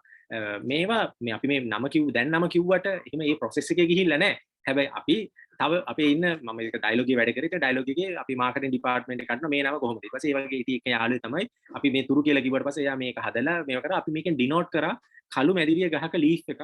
මේ තමයි මේ තුරු එකේ තියෙන මේ අපි සිම්බොලිකලි මේව කරලා තියෙන ලංකාවේ එන්ඩමික් ප්ලාන්ට් එකක්, රෙයා ස්පීසිස් එකක් හොයාගන්න බැරි දෙයක්. ඉතින් ඒ විදිහට තමයි අපි අතරම තුරු නම හැදුවේ. ඒක ලොකු රිගරස් ඔපරේෂන් එකක් කියලා කියන්නේ. හැබැයි මම හිතන්නේ සෑහෙන කාලයක් අපි මේ තුරු කියන නම මේව කරා ඒ කියන්නේ ඔල්ටර්නේටිව්ස් වැළුවා, සිලෙක්ෂන්ස් කරලා තමයි එක තැනකදී අපි මම සාමාන්‍යයෙන් කරන්නේ වැඩක් කරනකොට ඔය ඔක්කොම අරගෙන හිමින්ද ළඟට ගිහිල්ලා ලිස්ට් ලියාගෙන ගිහිල්ලා කියනවා මේක කොහොමද කියලා. ඒකට ඉතින් ඕක රිජෙක්ට් වෙලා එක තැනකදී ක්ලික් වෙන හරි මේක තමයි නම කියලා. අන්න ඒ නම ගැන අපි විශ්වාස කරා. අපි ඇත්තටම බ්‍රෑන්ඩ් එක රෙජිස්ටර් කරන්න හිතියෙත් නෑ. අපි ඒකට ඕපන් තියනවා බට් එක තැනකදී අපිට තරම කෙනෙක් කිව්වා දැන් ඕගොල්ලෝ හසංක දෙයක් හදාගෙන යනකොට එක තැනකදී සමහරලාට ඕගොල්ලෝ ඉකෝසිස්ටම් එක ඩෙවලොප් කරාට සමහරලාට ඒක මේ ඕගොල්ලන්ට තේරෙන්නේ නැහැ වෙන තව කෙනෙක් ඇවිල්ලා ඒක ජොබ් කරන්න පුළුවන්. එතකොට ඕගොල්ලන්ට සමහරලාට නීතිමය ප්‍රශ්නයක් වෙන්න පුළුවන් කියලා. අන්න ඒ පදනම මත තමයි ඇත්තටම අපි බ්‍රෑන්ඩ් රෙජිස්ට්‍රේෂන් පාර්ට් එකට ගියේ. මොකද මේ අපි අපේ කන්සෙප්ට් එක ඇතුළත අපි එහෙම ෆ්‍රේම්වර්ක් හදන්න ගියේ නැහැ. මොකද මේක බස්වර්ඩ් එකක් ඕන කෙනෙක් පාවිච්චි කරන්න පුළුවන්. බට් අර අපිට මොන හරි දෙයකදී ලීගල් ඉෂුව එකක් આવුත් කියන බ්‍රෑන්ඩ් කියන එක එක්ස්ටෙන්ෂන් එකට ගියා. එක පැත්තකට එක්ස්ට්‍රීම් වුණාම පස්සේ තියෙන වෙනස හින්දා තමයි අපි ඇත්තටම ට්‍රේඩ්මාර්ක් ඇප්ලයි කරේ. බට් තුරු කියන්නේ ඇත්තටම කෝවර්ඩ් එකක් ඕන කෙනෙක්ට පාවිච්චි කරන්න පුළුවන් දෙයක්. බට් අපි මම දකින්නේ බ්‍රෑන්ඩ් එකකදී මම දකින්නේ මේ අපි අකුරු ගොඩාක් එකතු කරලා දෙයක් එක්ස්ප්ලেইন කරන්න යන එක මේ පුංචි රූප සටහනෙන් මිනිසුන්ට තේරුම් ගන්න පුළුවන් නම් ඒගොල්ලන්ට මේක දැක්කම මේ හා සම්බන්ධ දෙයක් තමයි මේගොල්ලෝ මේ කරන්නේ කියන දේ අදහස් වෙනවනම් මම හිතන්නේ ඒ සරල වීම තමයි බ්‍රෑන්ඩ් එකක තියෙන අපි දකින්න ඔය ලෝකේ තියෙන ලොකුම බ්‍රෑන්ඩ්ස් වල ඔක්කොම තියෙන හරි සරලයි මිනිස්සුන්ට සංවේදී මිනිස්සු ආස කරන මිනිස්සුන්ට කියවලා තේරුම් ගන්න පුළුවන් සරල ඉන්ටර්ප්‍රිටේෂන් එකක් තමයි මේ කම්පැනි එකේ විෂන් එක එන්ටර්ප්‍රයිස් කරන නැත්නම් බ්‍රෑන්ඩ් එකක් කියන්නේ ඒක ඕනට වඩා කම්ප්ලෙක්ස් කරන්න නරකයි ඒක අකුරු කිහිපයකින් මිනිස්සුන්ට දැන තේරෙනවා නම් මම හිතන්නේ ඒ බ්‍රෑන්ඩ් එක්සර්සයිස් එක සහ ඔයා මොන ගමනකද ඔයා යන්නේ කියන එක තේරෙනවා මම හිතන්නේ බ්‍රෑන්ඩින් එකයි බ්‍රෑන්ඩින් නැතුවත් බිස්නස් හදන්න පුළුවන් බ්‍රෑන්ඩින් තියෙනවා කියන්නේ ඔයාට යම්කිසි කම්පිටිටිව් ඇඩ්වාන්ටේජ් එකක් එනවා customer on top of mind recall කරන්න සහ විශ්වාසය පිළිබඳව ලොකු එකක් එනවා. ඉතින් ඒක Tamanට පුළුවන් ඒක බ්‍රෑන්ඩ් එකක් අවශ්‍යමයි කියලා මම කියන්නෙත් නෑ. හැබැයි තියෙන එක හොඳයි කියන එක මම කියන්නේ. මොකද බ්‍රෑන්ඩ් එක හදන්න ගිහිල්ලා Tamanගේ ප්‍රයිමරි ඔෆරින් එක හරියට කරන්නේ නැත්තම් මේ උදාහරණයක් ගත්තොත් අපි මාකටිං ගැන කතා කරනවානේ. අපි ගොඩාක් අය මාකටිං වලට ලොකු බජට්ස් දානවා. හැබැයි සමහරවිට ඔෆිස් ඒ ප්‍රොසෙස් එකේ කරන්න ඕනේ මූලික දේවල් වලට සල්ලි දාන්නේ නැහැ. ඉතින් ඒක තමයි අපි දකින්න තියෙන ලොකුම වීක්නස් එක. මාකටිං බජට් එක මිලියන්ස්. හැබැයි ඇත්තටම කරන්න ඕන වැඩේට ඉම්පැක්ට් එක දෙන වැඩේට හැමතිස්සෙම රුපියල් 5ක් අපි අඩු කරන රටාවක් අපි දකින්නේ. ඉතින් ඊට වඩා ලොකු දෙයක් වෙන්න ඕනේ කියන එක තමයි මම දකින්නේ. හරි වැඩක් කරොත් බ්‍රෑන්ඩ් එක සල්ලි වෙදන් කරන්න ඕනේ නිකම් හැදෙයි. මොකද දැන් තමයි තුරු ඔන්ලයින් ස්ටෝර් එකකින් අපි ඔය ස්පොන්සර්ඩ් ඇඩ්ස් කරන්නේ. පහුගිය අවුරුදු කිහිපෙම අපි විශ්වාස කරපු දෙයක් තමයි තුරු වලට අපි ස්පොන්සර්ඩ් ඇඩ් කරේ නෑ. මොකද ඒකට වියදම් කරන සල්ලි වෙනුත් ගහක් ඉඳනවා කියන මයින්ඩ්සෙට් එකේ තමයි මම 2016 හිටියේ. දැනට තුරු ඔන්ලයින් ස්ටෝර් එකේ කන්වර්ෂන්ස් වලට තමයි අතරම අපි පර්සනලි දැනට Facebook ads ගොඩක් පාවිච්චි කරනවා. තුරු එකට තාම තුරු කියන බ්‍රෑන්ඩ් එකට අතරම paid advertisements එහෙම මොකුත් කරන්නේ නැහැ. ඒක organically develop වෙලා යනවා. තමයි මට කියන්නේ. Okay, Hasanka. Very inspiring. Brand එක ගැන සාමාන්‍යයෙන් ප්‍රධානම දෙයක් තමයි Hasanka කියපු එකෙන් අවශ්‍ය දේවල් වලට ફોකස් කරලා එනර්ජි එකයි කැපිටල් එකයි ස්පෙන්ඩ් කරන එක. මොකද ගොඩක් අය ගොඩක් ස්ටාර්ට්අප්ස් SMEs ලා කරන්නේ පටන් ගත්ත ගමන්ම ලොකු branding marketing promotional Facebook ads වෙන්න පුළුවන් නැත්නම් ඕනම විදිහක තියෙන කැපිටල් එක ඩයිලියුට් කරලා නැත්නම් තියෙන කැපිටල් එක වේදන් කරලා ඉවර වුණාට පස්සේ ප්‍රොඩක්ට් එකක් නැත්නම් මිනිමම් වයබල් ප්‍රොඩක්ට් එකක් එළියට දාලා කස්ටමර් ප්‍රිෆරන්සස් දැනගන්න කලින් බජට් එක ඕවර්රන් කරලා ඉවර වුණාට පස්සේ ඒ ප්‍රොජෙක්ට් එක හරි විදිහට ගෙනියන්න අමාරු වෙන දෙයක් තමයි. තැන්ක්ස් අසංක ඒකට. ඊළඟට මම මෙතන සම්බන්ධ වෙලා ඉන්න පැනලිස්ට්ලා තුන්දෙනෙක්ටම මම විනාඩියක් ගන්න දෙන්නම්. දැනට ඉන්න entrepreneursලාට නැත්නම් agripreneursලාට හරි නැත්නම් ඉදිරියේදී ඉන්න දැනට වෙන මොකක් හරි ඉගෙන ගන්න නැත්නම් වෙන මොකක් හරි රසාවක් කරන කෙනෙක් ඉදිරියේදී agripreneur කෙනෙක් වෙන්න ඉන්න agripreneursලාට ඔයාලා හිතන විදියට දෙන්න පුළුවන් උපදෙස් නැත්නම් ඇඩ්වයිස් එකක් දෙන්න පුළුවන් නැත්නම් මේක කරා නම් ඔයාලා හිතන විදියට අවශ්‍යම දේ නැත්නම් ප්‍රධානම දෙයක් කියලා හිතන විදියට හිතන දේවල් කියන්න. මම හිතන්නේ මේක මම මේ ඕඩර් එකකින් අපි යම් සුරේෂ් විනාඩියක් අරගෙන වාගේ අදහස් කරන්න. ඊට පස්සේ ඉන්දික ඊට පස්සේ හසංක ඒකත් එක්ක අපි මේ සෙෂන් එක ඉවර කරන්න. බොහොම සරල දෙයක් මට කියන්න තියෙන්නේ. ඇග්‍රිප්‍රිනියර් පැත්තට එන්න කවුරු හරි බලාපොරොත්තු වෙනවා නම් පළවෙනියෙන්ම මාස 6ක ප්‍රොජෙක්ට් එකක් තියෙන්නේ. පැලයක් අරගෙන ඉඳන්න. ඒ පැලේ නැහැටි ඒකට සාතු කරන් තියෙන entrepreneurship එකේ තියෙන ප්‍රශ්න ඔක්කොම අහුවේ. මොකද පැලයක් අපි හිතන් ඉන්නේ නිකන් පොළව හරලා ඉඳිනවා කියලා කවුරු හරි හිතන් ඉන්නවනේ ඒක එහෙම වෙන්නේ නැහැ. පොළව හරන තැනේ ඉඳලා වලේ සයිස් එකේ ඉඳලා තොරගන්න පැලේ ඉඳලා පැලේ ඉඳන ආලෝකයේ තියෙන තැනේ ඉඳලා පටන් ගන්න ජර්නි කරන්න පැලයක් ඉඳන්න. එතකොට ඒක අහුවෙන ප්‍රශ්න ටික ලියන්න. සත්තු ගන්න පුළුවන් අල්ලෙන කාලට දාන්න ඕන පොරොත් ඉගෙන ගන්න බිස්නස් එක බිල්ඩ් අප් කරන්න. පැලයක් ඉඳන්න. ඒකට මේ මේන්ටේන් කරන්න. අන්න ඒක මාස 6ක් ඔබ කරනකොට ඔබට entrepreneurship කියන එක ඇඟටම තේරෙයි. පැලේ පැලවුන් නැත්තම් දැනගන්න මොකද්ද අඩුව? තව පැලයක් ඉඳලා try කරන්න. ඔක තමයි දෙන්න තියෙන පොදම advice එක. මටත් කියන්න තියෙන්නේ entrepreneurship ගැන. ව්‍යවසායකත්වය කියලා කියන්නේ අපි කියන්නේ ඒක 100%ම self motivation තියෙන්න ඕන තැන. ඒක අර අපි කියනෝනේ ගල් 100ක් ගැහුවොතින් මොනවාද එක ගලක් හරි වදී කියලා. entrepreneurship කියන්නේ ඇත්තටම එහෙම දෙයක් නෙමෙයි. ඊටත් වඩා එහා ගියපු දෙයක්. ඔයාට ඒක වදිනකම ගහන්න සිද්ධ වෙනවා. ඒක නිසා ව්‍යවසායකත්වය කියන්නේ ඔයාට try කරන්න සිද්ධ වෙනවා. ඔයාගේ උපරිමයෙන්ම ඔයා වැටෙන ඕන තරම් තැන් එනවා. ඒ හැම තැනකදීම ඔයා motivate වෙලා motivate වෙන දේවල් බලලා ඔබ motivate වෙලා ඉහළට එන්න ඕන තැනක්. මේක ලස්සන මාර්ගයක් නෙවෙයි. මොකද අපි දියුණු වෙච්ච ව්‍යවසායකෙක් දිහා බලමු අපිට පේන්නේ යා දැන් ඉන්න තැන විතරයි. නමුත් යා ආපු පිටිපස්සේ යාට තිබිච්ච මාර්ගය අපිට පේන්නේ නැහැ. එතකොට ඒ මාර්ගේ තමයි ඔබ ඉස්සරහට යන්න තියෙන්නේ. ඉතින් ඒක නිසා හොඳම දේ තමයි ඒ වගේ අය ඇසුරු කරන්න, ධනාත්මක මිනිස්සු ඇසුරු කරන්න. ව්‍යවසායකට හොඳම දේ මම හිතන්නේ ධනාත්මක මිනිස්සු සහ ධනාත්මක දේවල් ධනාත්මක විදිහට හිතන්න පුළුවන් නම් අපිට ඉස්සරහට යන්න පුළුවන්. මට කාරණා තුනක් මම කැමතියි අන්තිමටම ෂෙයා කරන්න. එකක් තමයි කොලැබොරේෂන් එක. ඒ කියන්නේ අපිට සමහර දේවල් මේ ඇග්‍රිප්‍රෙනුවර් මේ හැම දෙයක්ම කතා කරාම අපිට 100%ක්ම අපි ළඟ knowledge එක නැහැ. මේ knowledge එක අපි කොහෙන් හරි absorb කරගන්න ඕනේ. එතකොට අපිට එක එක පුද්ගලයොත් එක්ක වැඩ කරන්න වෙනවා. වුන් කාත් එක්කවත් වැඩ කරන්න බය වෙන්න එපා. දේවල් ඉගෙන ගන්න. මේ මිනිසුන්ගෙන් දේවල් absorb කරගන්න. හොඳ දේවල් නරක තියෙනවා නම් ඒවා වලින් ඉගෙන ගන්න. මම හිතන්නේ collaboration is number 1. ඒක පළවෙනි ඒකට ඒ දෙන කෙනෙක්ගෙන් දෙයක් ඉගෙන ගන්න හම්බල් වෙන්න ඕනේ. එයාට ඒ සම්බන්ධයෙන් නියම රීතිය රෙස්පෙක්ට් එක දෙන්නත් ඕනේ. ඒක මම හිතන්නේ එන්ටර්ප්‍රිනර්ස්ලා විදිහට පළවෙනි එක ක්වොලිටි එකක් විදිහට. දෙවෙනි එක තමයි මේ සාර්ථකත්වය මම හිතන්නේ ඉන්දිකත් කිව්වා. මේක ජර්නි එකක්. මේක මැරතන් එකක්. මේක මීටර් 100ක් නෙමෙයි. පළවෙනි බිස්නස් එකෙන් ලොකු ප්‍රොෆිට් එකක් ආවා කියන එක ලොකුවට හිතන්න නරකයි. ඒක ලොකු කන්ටිනියස් එක. අපි දැනන් හිටියේ නෑනේ කොවිඩ් එනවා කියලා. කොවිඩ් එක ආවා. සේල්ස් අඩු වුණා. පිවට් වුණා. ඉතින් මේක දෙවෙනි එක. ඒ කියන්නේ ලොං ටර්ම් ජර්නි එකක් ගැන හිතන්න ෂෝට් ටර්ම් මයිල්ස්ටෝන්ස් වලින් උද්දීපනය වෙන්න එපා. ඒකෙන් සමහරවිට Tamanට තව ඉදිරියට යන්න තියෙන ගමන අඩු වෙන්න පුළුවන්. මේ ඩිසිප්ලින් එක තියාගන්න කන්ට්‍රෝල් කරන්න ෆයිනෑන්ස්. මොකද ෆයිනෑන්ස් කන්ට්‍රෝල් කරගත්තේ නැතුනොත් වැඩි කල් කරන්න වෙන්නේ නැහැ. තුන්වෙනි එක තමයි ෆේලියර්ස්. ෆේලියර්ස් ගැන විශේෂයෙන්ම ફોකස් කරන්න. මොකද ෆේලියර්ස් කියන්නේ ඇත්තටම ලර්නින්. ෆේල් වුණා කියලා. අපි ගමු ඇග්‍රිකල්චර් කියන සෙක්ටර් එක ගත්තොත් ඇග්‍රිප්‍රිනියර් කෙනෙක්ට සෑහෙන දේවල් තියෙනවා. ලොජිස්ටික් ටු මාකට් ටු ඔපචුනිටි ෆයිනෑන්ස් මේ හැම දෙයක්ම දෙනවා. විශේෂයෙන්ම නැශ්‍ය වෙන දේවල්. පෙරිෂබල්ස් දේවල් එක තමයි වැඩ කරන්නේ. එතකොට අනිත් බිස්නස් වලට සාපේක්ෂව රිස්ක් එක සෑහෙන වැඩි. එතකොට කොස්ට් එකේ මේ ප්‍රොපෝෂනේට්ලි කොස්ට් එකෙන් වෙන දේවල් මේ ඉම්පැක්ට් එකත් වැඩි.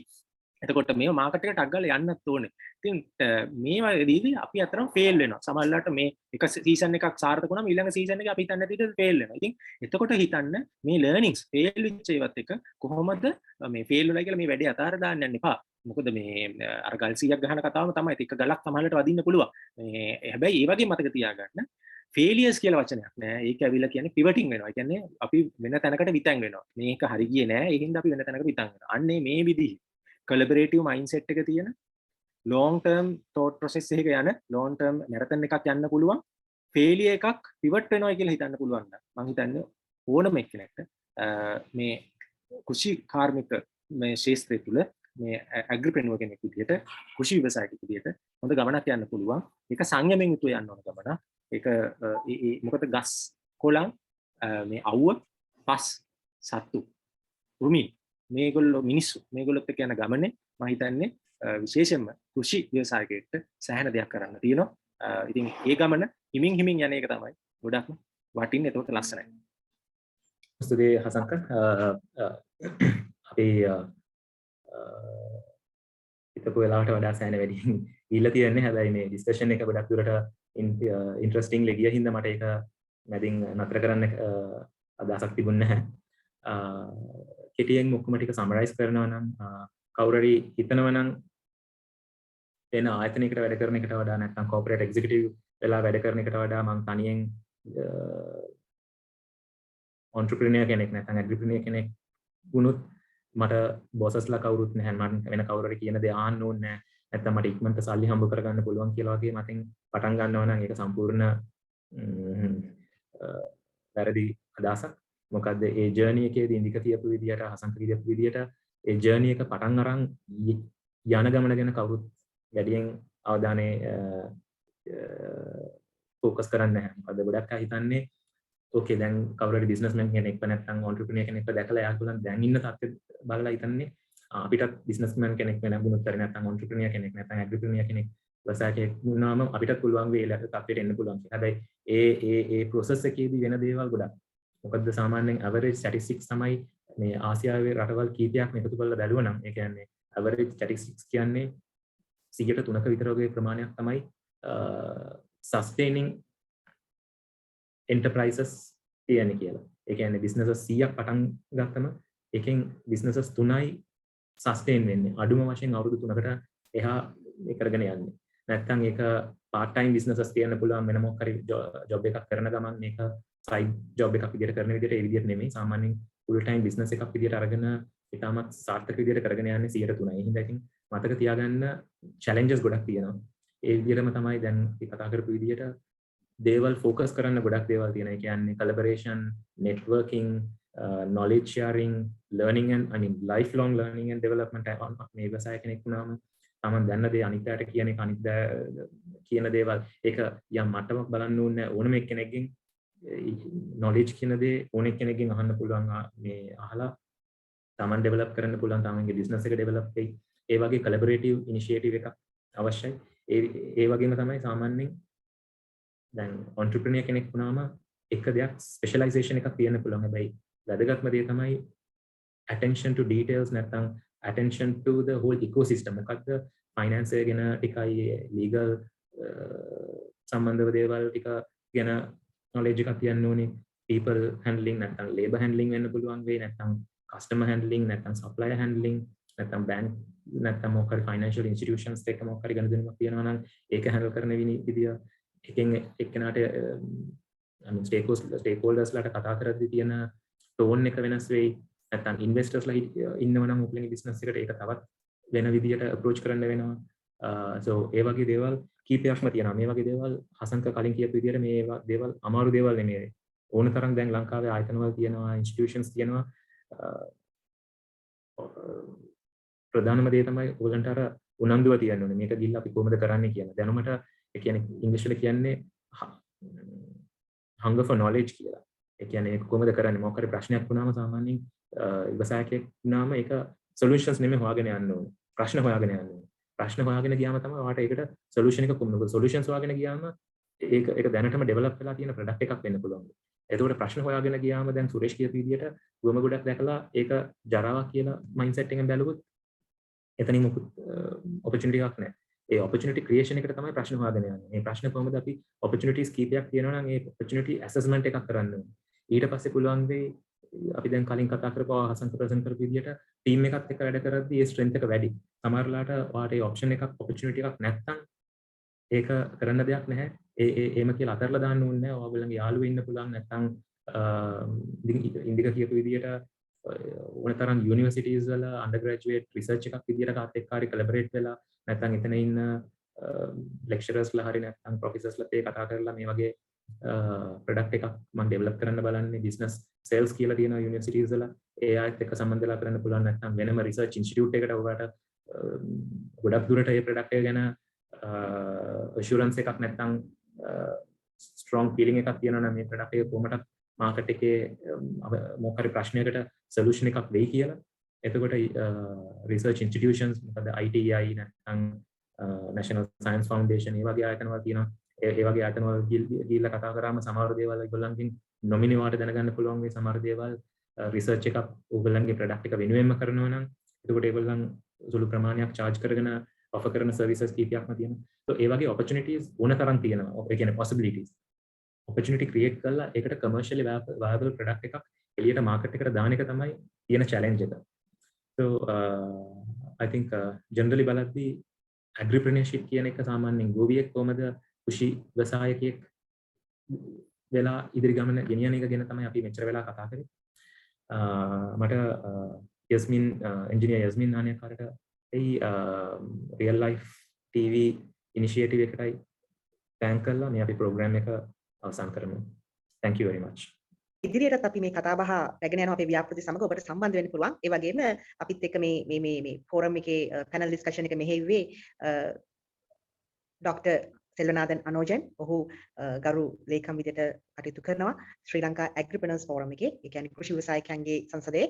ඉතින් ඔබට සම්බන්ධ වෙන්න පුළුවන්. මම හිතන්නේ ඔහු නැවත සම්බන්ධ වුණොත් අපිට මේ ලින්ක් එක ඒ වගේ ෂෙයා කරන්න පුළුවන්. ඔබට ඇග්‍රිප්‍රෙනර් කෙනෙක් විදියට මේ ගමන යන්න අවශ්‍ය නම් මේ වගේ අර නෙට්වර්ක් එක සුරේෂ් කිව්වේ දෙවනි කොටස විදියට බාහිරින් එන පුද්ගලයන් සමග මේ සම්බන්ධ වෙලා මේත් එක හසන්ත කිව්වා කොලැබොරේෂන්ස් වලට යන්න පුළුවන්. මේ නෙට්වර්ක් එක හදාගන්න පුළුවන් මේ වගේ ෆෝරම්ස් වලට සම්බන්ධ වෙන්න. ඒ වගේම රියල් ලයිෆ් එකත් එක්ක වෙලා ඉන්න අපි තියෙනවා විශේෂයෙන්ම මේ සම්බන්ධවම organic garden, organic agriculture, organic farming ඒ වගේම community gardening ඒ වගේ ගොඩාක් වැඩසටහන් ඒත් එක්කම අපි ව්‍යවසායකත්වයට දිරිමත් කරනවා. ඉතින් අපිත් එක්ක සම්බන්ධ වෙලා ඉන්න ඔබට පුළුවන් වෙනවා මේ අපිත් එක්ක ඉදිරියට යන්න. සංක පාදුත්ක, සුරේෂ් ධර්මරත්න ඒ වගේම ඩොක්ටර් අනෝජන් සෙල්වනාදන් අනෝජන් ඒ වගේම ගයන් වීරපෝන් සහ ඉන්දික සිරිවර්ධන මේ හැම දෙනාම අපි අනාගතයේ 2025 මේ අපි යන තිරසාර අනාගතයකට අපි උත්සාහ කරනවා යන්න අවශ්‍යයි කියලා. ඉතින් ඒකෙදි මේ කොහොමද තිරසාර ආහාර රටාවකට සහ ආහාර දාමයක් සප්ලයි චේන් එකක් හදාගන්න ෆුඩ් සප්ලයි චේන් එකක් හදාගන්න කොහොමද කියලා තමයි